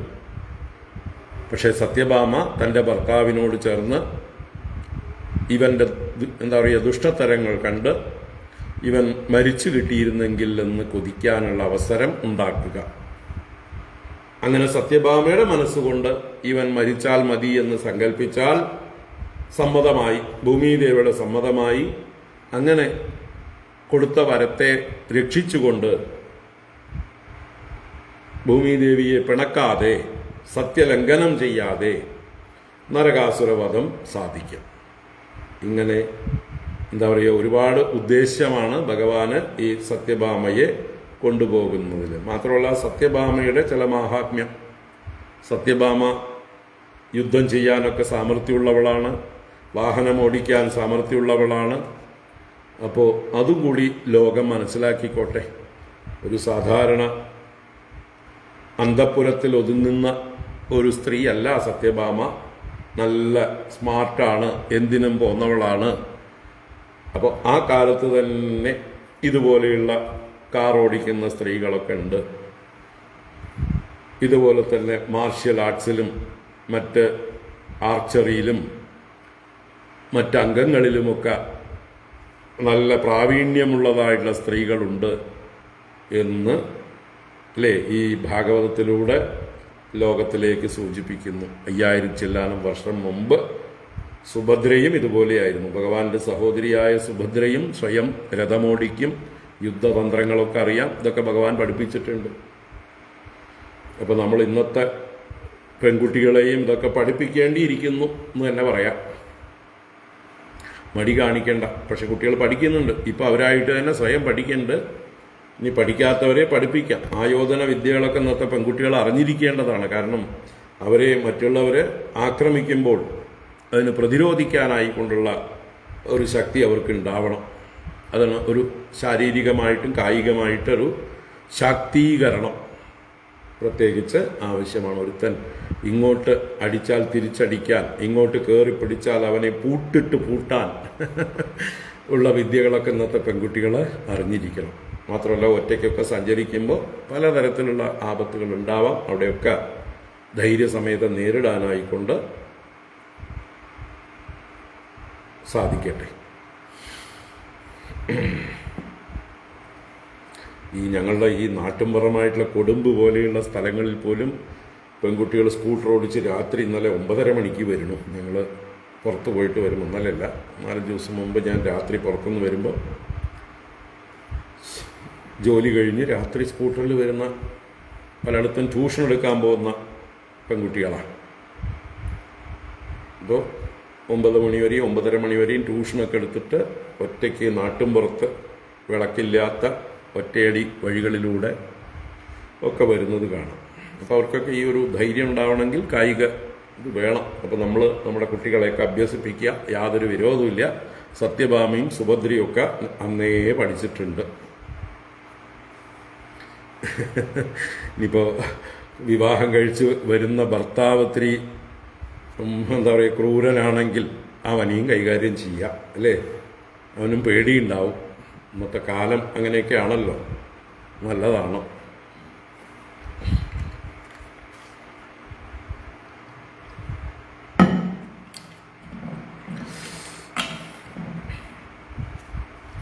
എന്തായാലും സത്യഭാമയോട് കൂടിയിട്ടാണ് ഭഗവാൻ ഗരുഡാരൂഢനായി പ്രാഗ്ജ്യോതിഷപുരത്തേക്ക് പോയത്. അപ്പോൾ അവിടെ മുരപാശായുതൈഹി എന്ന് പറഞ്ഞ ഒരു മുരൻ ഉണ്ട്. ഭഗവാന് മുരാരി, മുരാന്തകൻ, മുരരിപു, മുരഭിത്ത്, പല പേരുണ്ട് അല്ലേ? അതൊക്കെ ഈ മുരനെ വധിച്ചത് കൊണ്ടാണ്. ഈ മുരൻ ആരാണ്? നരകാസുരന്റെ സുഹൃത്തും നരകാസുരന്റെ സേനാനായകനും ബോഡി ഗാർഡും എല്ലാമാണ്. മുരനെ വധിച്ചാലേ നരകാസുരന്റെ അടുത്തേക്ക് പ്രവേശിക്കാൻ പോലും പറ്റുള്ളൂ. അങ്ങനെയുള്ള ശക്തനായിട്ടുള്ള ഒരു അസുരനാണ് മുരാസുരൻ. ആ മുരാസുരൻ 5 തലയുള്ള ഒരു പാമ്പിന്റെ ആകൃതിയിൽ ഈ നരകാസുരന്റെ കോട്ടയ്ക്ക് ചുറ്റും കിടങ്ങുകളുണ്ട്. ആ കിടങ്ങിൽ മുഴുവൻ തൻ്റെ ശരീരം വ്യാപിപ്പിച്ചുകൊണ്ട് 5 തലയുള്ള സർപ്പരൂപത്തിൽ വിശ്രമിക്കുകയാണ്. ആരെങ്കിലും നരകാസുരന്റെ കോട്ടയിലേക്ക് പ്രവേശിക്കണമെങ്കിൽ ഈ മുരനെ കടന്നു വേണം പോകാൻ. അപ്പോൾ ആരെങ്കിലും കടക്കുമ്പോൾ മുരൻ പൊങ്ങി വരും, അവരുടെ പണി കഴിക്കും. ആ മുരനെ വധിക്കാതെ ആർക്കും കടക്കാൻ പറ്റില്ല. അതിനാണ് ഭഗവാൻ പ്രത്യേകമായിട്ട് ഗരുഡവാഹനായിട്ട് പോയത്, ആകാശത്തിലൂടെ പോകാൻ. പക്ഷെ അപ്പോഴും ഈ മുരൻ ശക്തനായതുകൊണ്ട് ആകാശത്തിൽ ഉയർന്ന് ഭഗവാനെ എതിരിടും. ആ മുരനെ വധിച്ച ശേഷമാണ് ഭഗവാൻ നരകാസുരന്റെ കോട്ടയ്ക്കകത്തേക്ക് പ്രവേശിക്കുന്നത്. അപ്പോൾ ഇതൊക്കെയാണ് ഇവിടുത്തെ 4 ഭാഗത്തും എന്താ പറയുക, പർവ്വത തുല്യങ്ങളായിട്ടുള്ള മതിലുകൾ, മൂർച്ചയുള്ള അസ്ത്രങ്ങൾ, കിടങ്ങുകൾ, ജലാശയങ്ങൾ, അതിൽ 4 ഭാഗത്തും ജ്വലിക്കുന്ന അഗ്നി, ചക്രം പോലെ ചുഴലിക്കാറ്റ്, ഇതൊക്കെ കൊണ്ട് ബന്ധിക്കപ്പെട്ടിരിക്കുകയാണ്, അഥവാ സംരക്ഷിക്കപ്പെട്ടിരിക്കുകയാണ് ഈ നരകാസുരന്റെ കോട്ട. പാശങ്ങൾ പല ഭാഗത്തും സ്ഥാപിച്ചിട്ടുണ്ട്. അവിടേക്ക് പ്രവേശിക്കുന്നവരെ ഈ പാശം കുരുക്കിൽപ്പെടുത്തും, ബന്ധിക്കും. അങ്ങനെയൊക്കെയുള്ള വിദ്യകളൊക്കെ ഉണ്ട്. എന്തായാലും കഥ തുടരാം. ഗതയാ നിർബിഭേദാദ്രീൻ ശസ്ത്രദുർഗാണി സായകൈഹി ചക്രേണാഗ്നിം ജലം വായും മുരപാശാൻ തഥാസിനാം. ഗതയാ നിർബിഭേദാദ്രീൻ ശസ്ത്രദുർഗാണി സായകൈഹി ചക്രേണാഗ്നിം ജലം വായും മുരപാശാൻ തഥാസിനാം. ഭഗവാൻ അവിടേക്ക് പ്രവേശിക്കുകയാണ്. ഓരോന്നിനെ ഏത് രീതിയിൽ പ്രതിരോധിച്ചു അല്ലെങ്കിൽ ആക്രമിച്ചു, ദുർഗങ്ങളെയൊക്കെ എങ്ങനെ നശിപ്പിച്ചു എന്ന് പറയാണ്. അദ്രീൻ ഗതയാ, പർവ്വതങ്ങളെ ഗത കൊണ്ടടിച്ച് തകർത്തു, അദ്രികളെ ഗത കൊണ്ടും. ശസ്ത്രദുർഗാണി സായകൈഹി, വഴിയിലൊക്കെയുള്ള അസ്ത്രങ്ങൾ, ശസ്ത്രങ്ങൾ ഒക്കെ പലതരത്തിലുള്ള ആയുധങ്ങൾ വിന്യസിച്ചിട്ടുണ്ടല്ലോ, അവയൊക്കെ ഭഗവാൻ തൻ്റെ സായകങ്ങൾ, അമ്പുകൾ കൊണ്ട് അവയെല്ലാം ഭേദിച്ചു. ദൂരത്തുനിന്ന് തന്നെ ഈ ആയുധങ്ങളെയൊക്കെ നശിപ്പിച്ചു. അഗ്നിം ജലം വായും ചക്രേണ, വഴിയിലുള്ള അഗ്നി, ജലം, വായു ഇങ്ങനെയുള്ളതായിട്ടുള്ള വ്യൂഹങ്ങളെ തൻ്റെ സുദർശന ചക്രത്തിലേക്ക് ലയിപ്പിച്ചു. സുദർശന ചക്രം ഒന്ന് ചുഴറ്റിയപ്പോൾ എല്ലാം കൂടെ അങ്ങോട്ട് പോന്നു, എല്ലാം അതിലേക്ക് ലയിച്ചു. കാരണം ഭഗവാന്റെ ആ ചക്രം അഗ്നി തത്വം തന്നെയാണ്. അഗ്നിയിൽ നിന്നാണ് ജലവും മറ്റുമൊക്കെ ഉണ്ടാവുന്നത്. അപ്പോൾ അതിലേക്ക് എല്ലാറ്റിനെയും ആവഹിച്ചു എന്നർത്ഥം. പിന്നെയാണ് മുരപാശാൻ തഥാ അസിനാ നിർബിഭേദ, ആ മുരൻ ഉണ്ടാക്കി വെച്ചിട്ടുള്ള പാശങ്ങളെ, വലകളെ എല്ലാം തന്നെ അസിന നിർബിഭേദ, ഭഗവാന്റെ കയ്യിലുള്ള വാള്, നന്ദകം എന്നുള്ള വാളുകൊണ്ട് ഭഗവാൻ ഭേദിച്ചു. അപ്പം എല്ലാ പാശങ്ങളെയും ഭേദിച്ചു. തുടർന്ന് ശംഖനാദേന യന്ത്രാണി ഹൃദയാനി മനസ്വിനാം പ്രാകാരം ഗതയാ ഗുർവ്യ നിർബിഭേദ ഗദാധരഃ. ശംഖനാദേന യന്ത്രാണി ഹൃദയാനി മനസ്വിനാം പ്രാകാരം ഗതയാ ഗുർവ്യ നിർബിഭേദ ഗദാധരഃ. യന്ത്രാണി മനസ്വിനാം ഹൃദയാനി പ്രാകാരം ഗുർവ്യാ ഗതയാ ശംഖനാദേന ഗദാധരഃ നിർബിഭേദ. ഭഗവാൻ തൻ്റെ ശംഖനാദം കൊണ്ടും അതുപോലെ ഗതയ, ഗുർവ്യാ ഗതയ. ഗുർവീ എന്ന് പറഞ്ഞാൽ ഭാരമേറിയത്, ഗുരുതരമായത്, വലുതായത് എന്നൊക്കെ അർത്ഥം. തൻ്റെ വലിയ കൗമോദകി എന്ന ഗത കൊണ്ട്, അതുപോലെ തൻ്റെ ശംഖനാദം കൊണ്ടും, മതിലിലൊക്കെ സ്ഥാപിച്ചിരിക്കുന്ന പലതരത്തിലുള്ള യന്ത്രങ്ങൾ, കവണകൾ പോലെയുള്ളതായിട്ടുള്ള യന്ത്രങ്ങൾ, പീരങ്കികൾ പോലെയുള്ള യന്ത്രങ്ങളൊക്കെ ഉണ്ടാവും. ആരെങ്കിലും അതിക്രമിച്ച് കിടക്കുകയാണെങ്കിൽ തലയിൽ വന്ന് വലിയ പാറക്കെട്ടുകൾ വന്ന് വീഴുന്ന മാതിരിയുള്ള വ്യവസ്ഥകളൊക്കെ ഉണ്ടാവും. അതൊക്കെ യന്ത്രങ്ങൾ ഘടിപ്പിച്ചിരിക്കുകയാണ്. പലതരത്തിൽ കൃത്രിമമായിട്ട് ചെയ്തത് കൊണ്ടാണ് അതിന് യന്ത്രം എന്ന് പറയുന്നത്. അത് നമ്മുടെ എന്താ പറയുക, മോട്ടോറൈസ്ഡ് മാത്രമല്ല യന്ത്രങ്ങൾ. അപ്പം അങ്ങനെയുള്ള യന്ത്രങ്ങളും മനസ്വിനാം ഹൃദയാനി, ധീരന്മാരുടെ ഹൃദയങ്ങളെ അഥവാ മനസ്സിനെയും, പ്രാകാരം വലിയ മതിൽക്കെട്ട്, ആ മതിൽക്കെട്ടുകളെയും ഗുർവ്യാ ഗതയാ തൻ്റെ കയ്യിലുള്ള ഗൗരവമേറിയ ഭാരമേറിയ ഗത കൊണ്ടും, ശംഖനാദേന ശംഖനാദം കൊണ്ടും എല്ലാം. അപ്പോൾ മനസ്സികൾ ധീരന്മാരായിട്ടുള്ള നരകാസുരന്റെ സൈന്യത്തിലുള്ള ആളുകളുടെ ഹൃദയങ്ങളെ ശംഖനാദം കൊണ്ടും, യന്ത്രങ്ങളെയും പ്രാകാരത്തെയും എല്ലാം ഗത കൊണ്ടും എന്നെടുക്കാം. ഗദാധര നിർബിഭേദ, ഗദാധരനായ ഭഗവാൻ നിതരാം ബിഭേദ, നല്ലോണം ഭേദിച്ചു എന്നർത്ഥം, നശിപ്പിച്ചു കളഞ്ഞു. ഇനി അതിൽ നിന്ന് ഒരു തരത്തിലുള്ള ഉപദ്രവവും ഉണ്ടാക്കാത്ത രീതിയിൽ താൻ പോകുന്ന വഴിയൊക്കെ ക്ലിയർ ചെയ്തുകൊണ്ടാണ് തൻ്റെ ആയുധങ്ങളെ കൊണ്ട് ഭഗവാൻ കടന്നു പോകുന്നത്. പാഞ്ചജന്യധ്വനിം ശ്രുത്വ യുഗാന്താശനി ഭീഷണം മുരശയാന ഉത്തസ്ഥൗ ദൈത്യഃ പഞ്ചശിരാ ജലാത്. പാഞ്ചജന്യധ്വനിം ശ്രുത്വ യുഗാന്താശനി ഭീഷണം മുരശയാന ഉത്തസ്ഥൗ ദൈത്യഃ പഞ്ചശിരാ ജലാത്. ഭഗവാന്റെ പാഞ്ചജന്യം എന്ന ശംഖിന്റെ ധ്വനി അതെങ്ങനെയുള്ളത്? യുഗാന്ത അശനി ഭീഷണം. യുഗാന്തം എന്ന് പറഞ്ഞാൽ പ്രളയകാലം. പ്രളയകാലത്തുണ്ടാകുന്ന പെരുമഴയിലുണ്ടാവുന്ന അശനി ഇടി. അപ്പൊ ആ ഇടിശബ്ദം, ഘോരമായ ഇടിശബ്ദം പോലെ, പ്രളയകാലത്തെ ഇടിശബ്ദം പോലെ ഭീഷണമായിരിക്കുന്ന, ഭയങ്കരമായിരിക്കുന്ന ഭഗവാന്റെ ശംഖനാദം. ഗീതയുടെ ആരംഭത്തിലും 1-ാം അധ്യായത്തില് ഭഗവാന്റെ പാഞ്ചജന്യം, അർജുനന്റെ ദേവദത്തം, അനന്തവിജയം എന്ന യുധിഷ്ഠിരന്റെ ശംഖം, പൗണ്ഡ്രം എന്ന ഭീമന്റെ ശംഖം, സുഘോഷമണി പുഷ്പകങ്ങളാകുന്ന നകുല സഹദേവന്മാരുടെ ശംഖങ്ങൾ, ഇതൊക്കെ എടുത്തെടുത്ത് പറഞ്ഞിട്ട് ഇതെല്ലാം ഒന്നിച്ച് അവർ മുഴക്കി എന്ന് പറഞ്ഞപ്പോൾ സശബ്ദസ്തുമുലോ ഭവത്, അല്ലെങ്കിൽ സഘോഷോ ധാർത്തരാഷ്ട്രാണാം ഹൃദയാനി വ്യതാരയത്. ആ ഘോഷം ധൃതരാഷ്ട്രപുത്രന്മാരുടെ ഹൃദയങ്ങളെ പിളർന്നു. അത്രയും ശക്തിയുള്ള ശംഖധ്വനിയാണ് ഭഗവാന്റെ ശംഖധ്വനി, പാണ്ഡവന്മാരുടെ ശംഖധ്വനികളൊക്കെ.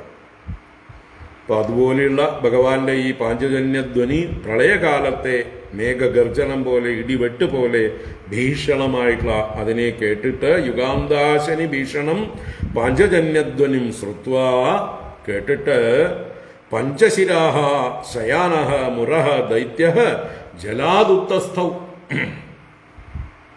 പഞ്ചശിരാഹ 5 ശിരസ്സുള്ളവനായ, ശയാനഃ വെള്ളത്തിൽ കിടക്കുകയായിരുന്നു, കിടങ്ങിൽ കിടക്കുകയായിരുന്നു, മുരഃ ദൈത്യഃ മുരൻ എന്നതായിട്ടുള്ള അസുരൻ, ജലാദ് ഉത്തസ്ഥൗ ജലത്തിൽ നിന്ന് ഉത്ഥാനം ചെയ്തു എന്നർത്ഥം.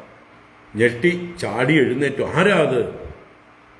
ആർക്കാണ് ഇത്രയും ധൈര്യം താനുള്ള ഈ സ്ഥാനത്തെ ആക്രമിക്കാൻ? ഇന്ന് വരെ ആരും ധൈര്യപ്പെട്ടിട്ടില്ല, വന്നവരൊക്കെ നശിച്ചിട്ടേ ഉള്ളൂ.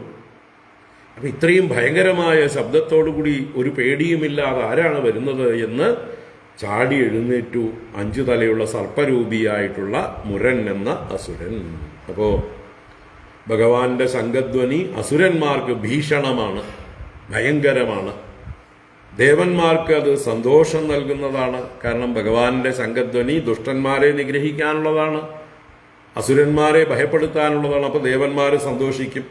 ഭഗവാൻ ഇറങ്ങിയിട്ടുണ്ട്, നമ്മുടെ രക്ഷകൻ ഇറങ്ങിയിട്ടുണ്ട് ഇനിയിപ്പോൾ നമ്മൾക്ക് പേടിക്കണ്ട എന്നുള്ള ധൈര്യം ദേവന്മാർക്കുണ്ടാകും. ഭഗവാന്റെ ഭക്തന്മാർക്ക് പാഞ്ചജന്യധ്വനി പരമാനന്ദം നൽകുന്നതാണത്. പ്രണവ ശബ്ദമാണ്, ഓങ്കാരം പ്രണവമാണത്, വേദസാരമാണത്, ശബ്ദബ്രഹ്മമാണത്.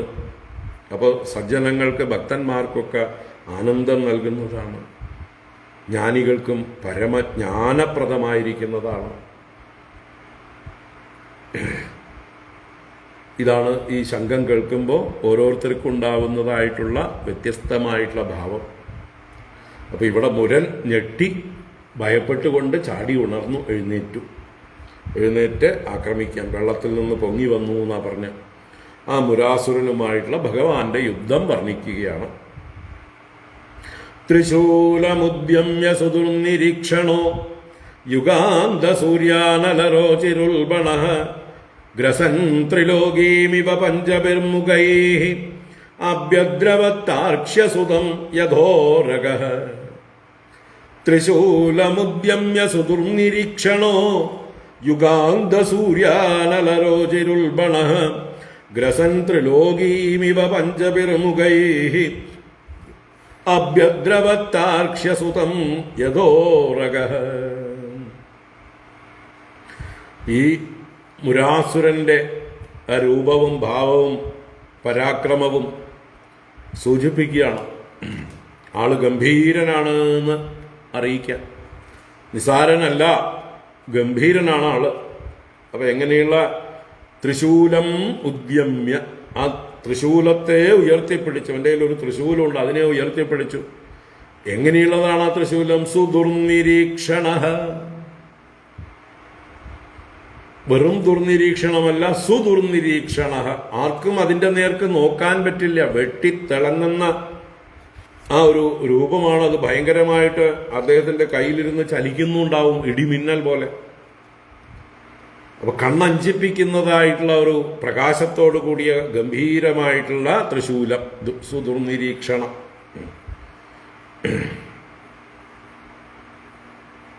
സുദുർനിരീക്ഷണ എന്നുള്ളത് മുരന്റെ വിശേഷണമായിട്ട് ആർക്കും അവന്റെ നേരെ നോക്കാൻ പറ്റില്ല, അത്രയും ശക്തനാണ്, അത്രയും ഘോരനാണ്, ഭയങ്കരനാണ് എന്നൊക്കെ അർത്ഥത്തിൽ. യുഗാന്ത സൂര്യാനല രോജിഹി എന്ന് അവനെ തന്നെ വിശേഷിപ്പിക്കുന്നത്. യുഗാന്ത സൂര്യാനല രോജി, പ്രളയകാലത്തിലെ സൂര്യനും അഗ്നിക്കും തുല്യമായ രോജിസ് അഥവാ കാന്തി ശോഭ പ്രകാശത്തോടു കൂടിയവൻ, ജ്വലിക്കുന്ന പ്രളയകാല അഗ്നിയെ പോലെ, കാലാഗ്നി രുദ്രനെ പോലെ എന്നൊക്കെ പറയാം. അതുപോലെ പ്രകാശിക്കുന്നവനും ഉൽബണഹ, മഹാഭയങ്കരൻ, ക്രൂരൻ എന്നൊക്കെ അർത്ഥം. മഹാക്രൂരനും സുദുർനിരീക്ഷണനുമായ അവൻ ത്രിശൂലം ഉദ്യമ്യ, അവന്റെ കയ്യിലെ ആ വലിയ ത്രിശൂലത്തെയും ഉയർത്തിപ്പിടിച്ച് പഞ്ചഭിഹി മുഖൈഹി ത്രിലോകീം ഗ്രസന്നിവ, അവന്റെ 5 വായുകളെ കൊണ്ടും 3 ലോകങ്ങളെയും വിഴുങ്ങുന്നത് പോലെ, പാഞ്ഞു വരുന്ന വഴിയിലുള്ള ലോകങ്ങളൊക്കെ അവന്റെ വായിലേക്ക് പോകും പോലെ. അവന്റെ ആ വേഗത കാണുമ്പോൾ ആകാശവും വായുവും ലോകങ്ങളുമൊക്കെ അവന്റെ തുറന്നു വെച്ച വലിയ വായുകളിലേക്ക് പ്രവേശിക്കുകയാണ്. അതാണ് പഞ്ചഭിഹി മുഖൈഹി ത്രിലോകീം ഗ്രസന്നിവ, 3 ലോകങ്ങളെയും വിഴുങ്ങുന്നവനെന്ന പോലെ. അഭ്യദ്രവത, ആരുടെ നേരെ? താർക്ഷ്യസുതം, ഗരുഡന്റെ നേരെ പാഞ്ഞു വന്നു. ഒരു ഉദാഹരണം പറഞ്ഞു, യഥാ ഉരക. ഉരകം എന്ന് പറഞ്ഞാൽ ചീറ്റിക്കൊണ്ടുവരുന്നതായിട്ടുള്ള പാമ്പുകൾ, വലിയ മൂർഖൻ പാമ്പുകളൊക്കെ എങ്ങനെയാണോ ഗരുഡൻ ആക്രമിക്കാൻ വരുമ്പോൾ ഗരുഡന്റെ നേരെ ചീറ്റുക. താഴെ പാമ്പിന്റെ എവിടെയെങ്കിലും അനക്കം കണ്ടാൽ ഉയരത്തിൽ പറക്കുന്ന ഗരുഡൻ താഴേക്ക് വരും പാമ്പിനെ പിടിക്കാനായിക്കൊണ്ട്. അപ്പോൾ പാമ്പ് രക്ഷപ്പെടാനായിട്ട് നോക്കും, നിവൃത്തിയില്ല, അടുത്തെത്തി എന്ന് കണ്ടാൽ തിരിഞ്ഞു നിൽക്കും. തിരിഞ്ഞു നിന്ന് എന്താ പറയുക, തൻ്റെ വിഷപ്പല്ലുകളെ പുറത്തേക്ക് കാണിച്ചുകൊണ്ട് ചീറ്റിക്കൊണ്ട് ഗരുഡന്റെ നേരെ ചെല്ലും. എന്തായിരിക്കും ആ പാമ്പുകളുടെ ഗതി? തീർച്ചയായിട്ടും അന്ത്യം തന്നെ. ഗരുഡന്റെ നേരെ പാമ്പുകൾ തിരിഞ്ഞ് ആക്രമിക്കാൻ ചെന്നു കഴിഞ്ഞാൽ ഗരുഡന്റെ ചിറകടി കൊണ്ടും കൊത്തുകൊണ്ടും നഖങ്ങൾ കൊണ്ടും കീറി മുറിക്കപ്പെട്ട് ചതഞ്ഞരയ്ക്കപ്പെട്ട് ഗരുഡന്റെ ഭക്ഷണമായി തീരാനുള്ളതാണ് ഈ പാമ്പുകളൊക്കെ. അപ്പൊ താക്ഷ്യസുതന്റെ നേരെ ഉരകം യഥ, പാമ്പ് ചെല്ലുന്നത് പോലെ ഇവിടെ ഭഗവാന്റെ നേരെ എന്നും എടുക്കാം. ഭഗവാന്റെ നേരെ, ഗരുഡന്റെ നേരെ, ഗരുഡന്റെ പുറത്തിരിക്കുന്ന ഭഗവാന്റെ നേരെ ഈ മുരാസുരൻ പാഞ്ഞു ചെല്ലുകയാണ്. എന്ന് വെച്ചാൽ എങ്ങനെയാണോ സർപ്പം അതിൻ്റെ കാലനായ ഗരുഡന്റെ നേരെ പായുന്നത്, അതുപോലെ മുരാസുരൻ തൻ്റെ അന്തകനായ ഭഗവാന്റെ നേരെ പാഞ്ഞു ചെല്ലുന്നു. അവന്റെ സമയമായി നർത്തം. ത്രിശൂലമുദ്യമ്യ സുദുർനിരീക്ഷണോ യുകാന്ത സൂര്യാനലരോചിരുൽബണഃ ഗ്രസൻ ത്രിലോകീമിവ പഞ്ചഭിർമുഖൈഃ അഭ്യദ്രവത്താർക്ഷ്യസുതം യദോരഗഃ. ഭഗവാന്റെ നേരെ ശൂലവും ഉയർത്തിപ്പിടിച്ച് ഈ പഞ്ചമുഖൻ ഗംഭീരനായിട്ടുള്ള മുരാസുരൻ പായുകയാണ്. ആവിധ്യശൂലം തരസാ ഗരുത്മതേ നിരസ്യ വക്ത്രൈർവ്യനദത്സ പഞ്ചഭിഃ സരോദസീ സർവദിശോന്തരം മഹാൻ ആപൂരയൻ അണ്ഡകടാഹമാവൃണോത്. ആവിദ്യശൂലം തരസാ ഗരുത്മതേ നിരസ്യ വക്ത്രൈർവ്യനദത്സ പഞ്ചഭിഃ സരോദസീ സർവദിശോന്തരം മഹാൻ ആപൂരയൻ അണ്ഡകടാഹമാവൃണോത്. സഹ ആ മുരാസുരൻ ശൂലമാവിദ്യ, തന്റെ ശൂലത്തെ ഒന്ന് ചുഴറ്റി ഭഗവാന്റെ നേരെ എറിയുകയാണ്. ശൂലം ആ വിദ്യ ഒന്ന് ചുഴറ്റിയിട്ട് തരസ പെട്ടെന്ന് ഗരുത്മതേ, ഗരുത്മതേ എന്ന് പറയുമ്പോൾ ഗരുത്മാൻ എന്ന് പറഞ്ഞാൽ വലിയ ചിറകുള്ളവൻ. ആരാണ്? ഗരുഡൻ. ഗരുത്ത എന്ന് പറഞ്ഞാൽ ചിറകാണ്, അത് വലുതായതുകൊണ്ടാണ് ഗരുത്മാൻ, ഗരുഡൻ എന്നൊക്കെ ആ ഗരുഡ ഭഗവാന് പേര്. വലിയ ചിറകുള്ളവൻ. മറ്റുള്ളവരൊക്കെ വെറും പക്ഷികളാണ്. പക്ഷം ഉണ്ട് അവർക്ക്, രണ്ട് പക്ഷങ്ങളുണ്ട്. പക്ഷങ്ങളുള്ളത് കൊണ്ട് പക്ഷി. പക്ഷേ ആ ചിറകുകൾ വലുതാണ് എന്ന് സൂചിപ്പിക്കുന്നതാണ് ഗരുത്മാനൻ, അല്ലേ? അല്പം ധനമുള്ളവനെ ധനവാൻ ആരും വിളിക്കാറില്ല. വലിയ ധനമുള്ളവരെയാണ് ധനവാൻ എന്ന് വിളിക്കുക. അതുപോലെ വലിയ ചിറകുള്ളവൻ ഗരുത്മാൻ. ആ ഗരുത്മതേ എന്നുള്ളത് ചതുർത്ഥിയാണ്. ഗരുത്മാന്റെ നേർക്കായിക്കൊണ്ട് എന്നർത്ഥം. ഗരുഡന്റെ നേർക്കായിക്കൊണ്ട് നിരസ്യ, അസിക്കുക എന്ന് പറഞ്ഞാൽ വിക്ഷേപിക്കുക, എറിയുക. നിരസ്യ എന്ന് പറഞ്ഞാലോ നിതരാം അസ്യ, നന്നായി എറിഞ്ഞിട്ട് എന്നൊരർത്ഥം. ഗരുഡന്റെ നേരെ നന്നായി വിക്ഷേപിച്ചു. എന്നിട്ട് പഞ്ചഭിഹി വക്രൈഹി വെനദത്, 5 മുഖങ്ങളെ കൊണ്ടും ഗംഭീരമായ നാദം പുറപ്പെടുവിച്ചു. അട്ടഹസിച്ചു എന്നർത്ഥം, പേടിപ്പിക്കാൻ വേണ്ടി. ഭയങ്കരമായിട്ടുള്ള ശബ്ദമുണ്ടാക്കി 5 മുഖങ്ങളെ കൊണ്ടും. പഞ്ചഭിഹി വക്രൈഹി വെനദത് സഹ മഹാൻ രോദസീ സർവദിശഃ അന്തരമാപൂരയൻ അണ്ഡകടാഹം ആവൃണോത്. സഹ എന്ന് പറഞ്ഞാൽ ആ ശബ്ദ, സ മഹാൻ ശബ്ദ, ആ വലിയ ശബ്ദം, ഇവന്റെ നാദം. രോദസീ, രോദസീ എന്ന് പറഞ്ഞാൽ അന്തരീക്ഷം. അന്തരീക്ഷത്തെയും അഥവാ ഭൂമിയെയും ആകാശഭൂമികളെയെല്ലാം എന്നർത്ഥം. സർവദിശ, എല്ലാ ദിക്കുകളെയും, അന്തരം, എല്ലാറ്റിൻ്റെയും മധ്യത്തിലും ആപൂരയൻ, നിറഞ്ഞതായിട്ട്, നിറയുന്നതായിട്ട്, അണ്ഡകടാഹം ആവരണോത്, ബ്രഹ്മാണ്ടത്തെ മുഴുവൻ ആവരണം ചെയ്തു. എന്നുവെച്ചാൽ ഭൂമി മുഴുവൻ മാറ്റൊലിക്കൊണ്ടു എന്നർത്ഥം. ഇവന്റെ ആ ഒരു മുരാസുരന്റെ 5 മുഖം കൊണ്ടുള്ള ആ അട്ടഹാസം, ഗർജനം എല്ലായിടത്തും ഭയങ്കരമായിട്ട് ശബ്ദം കൊണ്ട് പൂരണം ചെയ്യപ്പെട്ടു. അട്ടഹാസം മാറ്റൊലിക്കൊണ്ടു എന്നർത്ഥം. അണ്ഡകടാഹങ്ങളെ നടുക്കുന്ന മാതിരി. തദാപതദ്വൈ ത്രിശിഖം ഗരുത്മതേ ഹരിശരാഭ്യാം അഭിനത്രിദൗജസ മുഖേഷു തം ഛാവിശരൈരതാടയത് തസ്മൈ ഗദാം സോപിരുഷാവ്യമുഞ്ചത. തദാപതദ്വൈ ത്രിശിഖം ഗരുത്മതേ ഹരിശരാഭ്യാം അഭിനത്രിദൗജസ മുഖേഷു തം ഛാവിശരൈരതാടയത് തസ്മൈ ഗദാം സോപിരുഷാവ്യമുഞ്ചത. അപ്പൊ ഭഗവാൻ എന്തു ചെയ്തു? ഇവൻ ഗരുഡന്റെ നേരെ ശൂലം വലിച്ചെറിഞ്ഞല്ലോ, ആ ശൂലത്തെ തടയണം, അല്ലെങ്കിൽ ഗരുഡന്റെ മേലെ തട്ടും. അപ്പൊ ഭഗവാൻ എന്ത് ചെയ്തു? ഗരുത്മതേ ആപതത് തത്രിശിഖം ഹരിഹി ശരാഭ്യാം ത്രിധാ ഓജസ അഭിനത്. ഗരുത്മതേ ആപതത് തത്രിശിഖം. ഗരുത്മതേ ഗരുത്മാന്റെ നേർക്ക്, ഗരുഡന്റെ നേർക്ക്, ആപതത് ആപതിക്കുന്ന, വന്ന് പതിക്കുന്നതായിട്ടുള്ള തത്രിശിഖം, 3 ശിഖകളോടുകൂടിയ ത്രിശൂലം, അതിനെ ഹരിഹി എല്ലാം ഹരിക്കാൻ കഴിവുള്ളവനായ ഭഗവാൻ ശരാഭ്യാം ദ്വാഭ്യാം ശരാഭ്യാം 2 അസ്ത്രങ്ങൾ കൊണ്ട് ത്രിധാ അഭിനത്, ത്രിധാ 3ആക്കി ഭേദിച്ചു. അഭിനത് എന്ന് പറഞ്ഞാൽ ഭേദിച്ചു.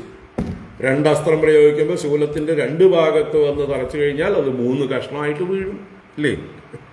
എങ്ങനെ? ഓജസ, ഭഗവാൻ തന്റെ ഓജസ്സോടുകൂടെ, തന്റെ പ്രഭാവത്തോടുകൂടെ, ശക്തിയോടുകൂടെ 2 അസ്ത്രങ്ങൾ ആ ശൂലത്തിന്റെ നേരെ പ്രയോഗിച്ചു. ആ ശൂലം 3 കഷ്ണങ്ങളായി ഭേദിക്കപ്പെട്ടു. തം ച അപി, അവന്റെ നേർക്കും, ആരുടെ നേർക്ക്? മുരാസുരന്റെ നേർക്കും മുഖേഷു ശരൈഹി അതാടയത്, അവന്റെ മുഖങ്ങളിൽ എന്ന് പറഞ്ഞാൽ അവന്റെ 5 വായുകളുണ്ട്, 5 മുഖങ്ങളുണ്ട്. വായും പൊളിച്ച് വിഴുങ്ങാൻ വരുന്ന പോലെയല്ലേ വരുന്നത്. അപ്പൊ വായ നിറച്ച് അസ്ത്രങ്ങളെ അങ്ങോട്ട് പ്രയോഗിച്ചു ഭഗവാൻ. അതാണ് ശരൈഹി അതാടയത്, ശരങ്ങളെ കൊണ്ട് താടിച്ചു. സഹ അബി രുഷാ തസ്മൈ ഗദാംബ്യമുഞ്ചത. സഹ അബി, ആ അസുരനാകട്ടെ കോപിച്ചവനായിട്ട്, രുഷാ രോഷത്തോടുകൂടെ, തസ്മൈ ഭഗവതേ എന്നർത്ഥം, ആ ഭഗവാന്റെ നേർക്ക് ഗദാംബ്യമുഞ്ചത, അവന്റെ കയ്യിലുണ്ടായിരുന്ന ഒരു ഗദയെ ഭഗവാന്റെ നേരെ എറിഞ്ഞു, പ്രയോഗിച്ചു. ഇപ്പൊ ഭഗവാൻ മുരാസുരന്റെ ശൂലത്തെ 3 കഷ്ണമായി ഛേദിച്ചു. മുരാസുരന്റെ വായുകളിലേക്ക്, 5 വായുകളിലേക്കും അസ്ത്രങ്ങൾ തൊടുത്തു. കോപിച്ചവനായിട്ടുള്ള മുരാസുരൻ തിരിച്ച് ഭഗവാന്റെ നേരെ ഗദയെ പ്രയോഗിച്ചു. താമാപതന്തീം ഗദയാ ഗദാമൃധേ ഗദാഗ്രജോ നിർബിബിദേ സഹസ്രധ ഉദ്യമ്യ ബാഹൂൻ അഭിതാവദോജിതഃ ശിരാംസി ചക്രേണ ജഹാരലീലയാ. താം ആപതന്തീം ഗദയാ ഗദാമൃധേ ഗദാഗ്രജോ നിർബിബിദേ സഹസ്രധ ഉദ്യമ്യ ബാഹൂനഭിതാവതോ അജിതഃ ശിരാംസി ചക്രേണ ജഹാരലീലയാ. ആപതന്തീം താം ഗദാം ഗദാഗ്രജഃ മൃദേ ഗദയാ സഹസ്രദാ നിർബിബിദേ. ആപതന്തീം താം ഗദാം, തന്റെ നേരെ അവൻ പ്രയോഗിച്ച് എറിഞ്ഞതായിട്ടുള്ള ഗദ തന്റെ നേരെ പാഞ്ഞു വരികയാണ്. തന്റെ നേരെ പാഞ്ഞു വരുന്ന ആ ഗദയെ ഗദാഗ്രജ, ഭഗവാന്റെ പേരാണ് ഗദാഗ്രജൻ, അല്ലെ? ഭഗവാൻ ഒരു അനുജനുണ്ട് ഗദൻ എന്ന പേരില്. അപ്പൊ ഗദന്റെ ഏട്ടനായ ഭഗവാൻ ഗദാഗ്രജൻ എന്ത് ചെയ്തു? മൃധേ ഗദയാ, യുദ്ധത്തില് തന്റെ ഗദ കൊണ്ട്, കൗമോദകി എന്ന ഗദ കൊണ്ട്, സഹസ്രദാ നിർബിബിദേ, 1000കണക്കിന് കഷ്ണങ്ങളാക്കിയിട്ട് ഭേദിച്ചു കളഞ്ഞു. ഭഗവാന്റെ കൗമോദകി എടുത്തൊന്ന് വീശിക്കഴിഞ്ഞപ്പോഴേക്കും അതിന്റെ പ്രഹരം കൊണ്ട് ഇവന്റെ ഗദ പൊടി തൂളായി പോയി. 1000കണക്കിന് ധൂളികളായിട്ട്, പൊടിയായിട്ട് ഭേദിക്കപ്പെട്ടു എന്നർത്ഥം. ഗദയാ സഹസ്രദാ ബിബിദേ നിർബിബിദേ. അപ്പോഴേക്കും അവനെന്തായി? കൈകളെ ഉയർത്തിപ്പിടിച്ചുകൊണ്ട് ഭഗവാന്റെ നേരെ പാഞ്ഞു വരികയാണ്. അതാണ് ബാഹൂനുദ്യമ്യ, കൈകൾ ബാഹുക്കളെ ഉയർത്തിപ്പിടിച്ചുകൊണ്ട്, അഭിതാവത, ഭഗവാന്റെ നേരെ അഭിതാപനം ചെയ്യുന്നു, നേർക്ക് കുതിച്ച് പാഞ്ഞു വരികയാണ്. അവന്റെ ശിരാംസി, അവന്റെ 5 ശിരസ്സുകളുണ്ട്, അതുകൊണ്ട് ശിരാംസി എന്ന് പറഞ്ഞു. ശിരഹ, ശിരസി, ശിരാംസി, 3ഉം അധികവും ഉണ്ടെങ്കിൽ ശിരാംസി. അപ്പൊ അവന്റെ ശിരസ്സുകളെ, 5 ശിരസ്സുകളെ ചക്രേണ ലീലയാ അജിത ജഹാര, ഭഗവാൻ തന്റെ ചക്രം കൊണ്ട് ലീലയായിട്ട് ജഹാര ഹരിച്ചു കളഞ്ഞു. 5 ശിരസ്സുകളും മുറിച്ചെടുത്തു ഭഗവാൻ. ആരാണ് ഭഗവാൻ? അജിത, ആരാലും ജയിക്കപ്പെടാത്തവൻ, ആർക്കും ജയിക്കാൻ പറ്റാത്തവനാണ് ഭഗവാൻ. എല്ലാവരെയും ഭഗവാൻ ജയിക്കും, ഭഗവാനെ ആർക്കും ജയിക്കാൻ സാധിക്കുകയില്ല. അപ്പൊ അങ്ങനെയുള്ള അജയ്യനായിട്ടുള്ള ഭഗവാൻ മുരാസുരനെ 5 തലയും ചക്രം കൊണ്ട് വധിച്ചു കളഞ്ഞു. വ്യസുഃപപാദാംബസി കൃത്തശീർഷോ നികൃത്തശൃംഗോദ്രിരിവേന്ദ്ര തേജസാ തസ്യാത്മജാ സപ്ത പിതൃവധാതുരാഃ പ്രതിക്രിയാമർഷജുഷഃ സമുദ്യതാഃ. വ്യസുഃപപാദാംബസി കൃത്തശീർഷോ നികൃത്തശൃംഗോദ്രിരിവേന്ദ്ര തേജസാ തസ്യാത്മജാ സപ്ത പിതൃവധാതുരാഃ പ്രതിക്രിയാമർഷജുഷഃ സമുദ്യതാഃ. ആ മുരാസുരന്റെ ശരീരം അത് തലയില്ലാത്തതായി അല്ലേ? കൃത്തശീർഷ, കൃത്തശീർഷം കൃന്ദനം ചെയ്യപ്പെട്ട ശിരസോട് കൂടിയത്, തലയെല്ലാം ഛേദിക്കപ്പെട്ടത്. അപ്പൊ തലയില്ലാത്ത ദേഹം, ആ ദേഹം കബന്ധം എന്ന് പറയാം. ശിരസിനെ വേർപെടുത്തി കഴിഞ്ഞാൽ മുണ്ടം, താഴെയുള്ളത് കബന്ധം. അപ്പോ ആ കൃത്തശീർഷ ഇവൻ മുരാസുരൻ വ്യസുഹു പ്രാണൻ പോയവനായി, അസു പോയവൻ, വിഗതമായ അസുവോടുകൂടിയവൻ പ്രാണൻ പോയവനായി എന്തായി? പപാദ അംബസി, അംബസി പപാദ. അംബസി എന്ന് പറഞ്ഞാൽ സമുദ്രത്തിൽ അല്ലെങ്കിൽ ജലത്തിൽ, കിടങ്ങുകളുണ്ടല്ലോ, ചുറ്റുള്ളതായിട്ടുള്ള ജലാശയം, കിടങ്ങ്. ആ കിടങ്ങുകളിലേക്ക് അവൻ മരിച്ചു വീണു. പപാദ പതിച്ചു എന്നർത്ഥം. ശിരസ്സറ്റവനായി ആ ശരീരം വെള്ളത്തിൽ വീണു. ഏതുപോലെ? നികൃത്ത ശൃംഗോദ്രിഹി ഇവ ഇന്ദ്രതേജസ, ഇന്ദ്രതേജസ നികൃത്ത ശൃംഗ അദ്രിഹി ഇവ. പണ്ട് പർവ്വതങ്ങളൊക്കെ പറന്നു നടന്നിരുന്ന കാലമുണ്ടല്ലോ, പല പ്രാവശ്യം പറഞ്ഞിട്ടുള്ളതാണല്ലോ. ആ പറന്നു നടന്നതായിട്ടുള്ള പർവ്വതങ്ങളെ ഇന്ദ്രൻ തന്റെ തേജസ്, തന്റെ വജ്രായുധമാകുന്ന തേജസ് കൊണ്ട് ആ പർവ്വതങ്ങളുടെ ചിറകുകൾ അരിഞ്ഞു തള്ളിയപ്പോൾ പർവ്വതങ്ങൾ എങ്ങനെയാണോ സമുദ്രത്തിൽ വീഴുന്നത്, അതാണ് ഇന്ദ്രതേജസ നികൃത്ത ശൃംഗ. ഇന്ദ്രന്റെ തേജസ്സിനാൽ മുറിക്കപ്പെട്ട കൊടുമുടിയോടുകൂടിയതായിട്ടുള്ള അദ്രിഹി ഇവ.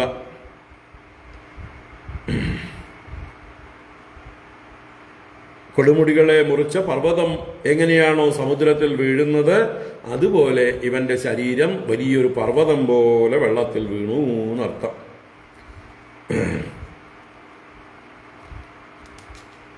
അപ്പോ ആ സമയത്ത് തസ്യ ആത്മജാഹ സപ്ത, അവന് 7 ആൺമക്കളാണുള്ളത്. ആത്മജാഹ സപ്ത, 7 മക്കളുണ്ട്. അവര് പിതൃവധാതുരാഹ, പിതാവിന്റെ വധം കണ്ട് ആതുരരായി, വല്ലാതെ വികാരപരവശരായി തീർന്നു.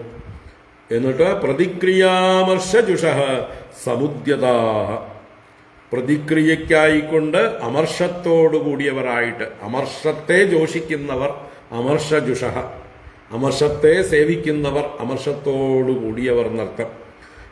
എന്തിനുള്ളതാണ്? പ്രതിക്രിയയ്ക്കായിക്കൊണ്ട്, പ്രതിവിധി അഥവാ പ്രതികാരം ചെയ്യാനായിക്കൊണ്ട് കോപത്തോടു കൂടിയവരായിട്ട് സമുദ്യതാഹ, ഉദ്യമം ചെയ്തവരായി ഭഗവാന്റെ നേരെ യുദ്ധത്തിനായിക്കൊണ്ട് 7 മക്കൾ വരികയാണ്. ആരുടെ? മുരാസുരന്റെ. ആ 7 മക്കളുടെ പേര് അടുത്ത ശ്ലോകത്തിൽ പറയുന്നുണ്ട്. താമ്രൻ, അന്തരീക്ഷൻ, ശ്രവണൻ, വിഭാവസു, വസു, നഭസ്വാൻ, അരുണൻ, 7 പേര്. അപ്പോ നമുക്ക് ആ കഥ നാളെ കാണാം. മുരാസുരന്റെ വധം കഴിഞ്ഞു. ഇനി മുരാസുരന്റെ പുത്രന്മാരും പിന്നീട് നരകാസുരനുമാണ് ഭഗവാനോട് യുദ്ധം ചെയ്യുന്നത്. ആ യുദ്ധകഥ നാളെ രാവിലെ കാണാം. നാളെ വൈകിട്ട് ക്ലാസ് ഇല്ല, നാളെ രാവിലെ കാണാം. ഓം കായേന വാചാ മനസേന്ദ്രിയൈർവാ ബുദ്ധ്യാത്മനാ വാ പ്രകൃതേ സ്വഭാവാത് കരോമി യദ്യത് സകലം പരസ്മൈ നാരായണായേതി സമർപ്പയാമി. ഓം ശാന്തി ശാന്തി ശാന്തി. ഹരി ഓം ശ്രീ ഗുരുഭ്യോ നമഃ. ഹരി ഓം.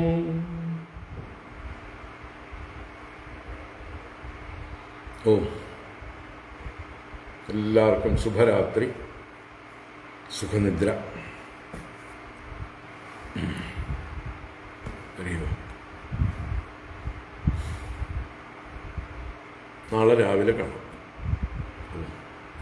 നാളെ വൈകുന്നേരം പ്രോഗ്രാമുണ്ട് പുറത്ത്, കണ്ണാടി എന്ന് പറയുന്നൊരു സ്ഥലത്ത്.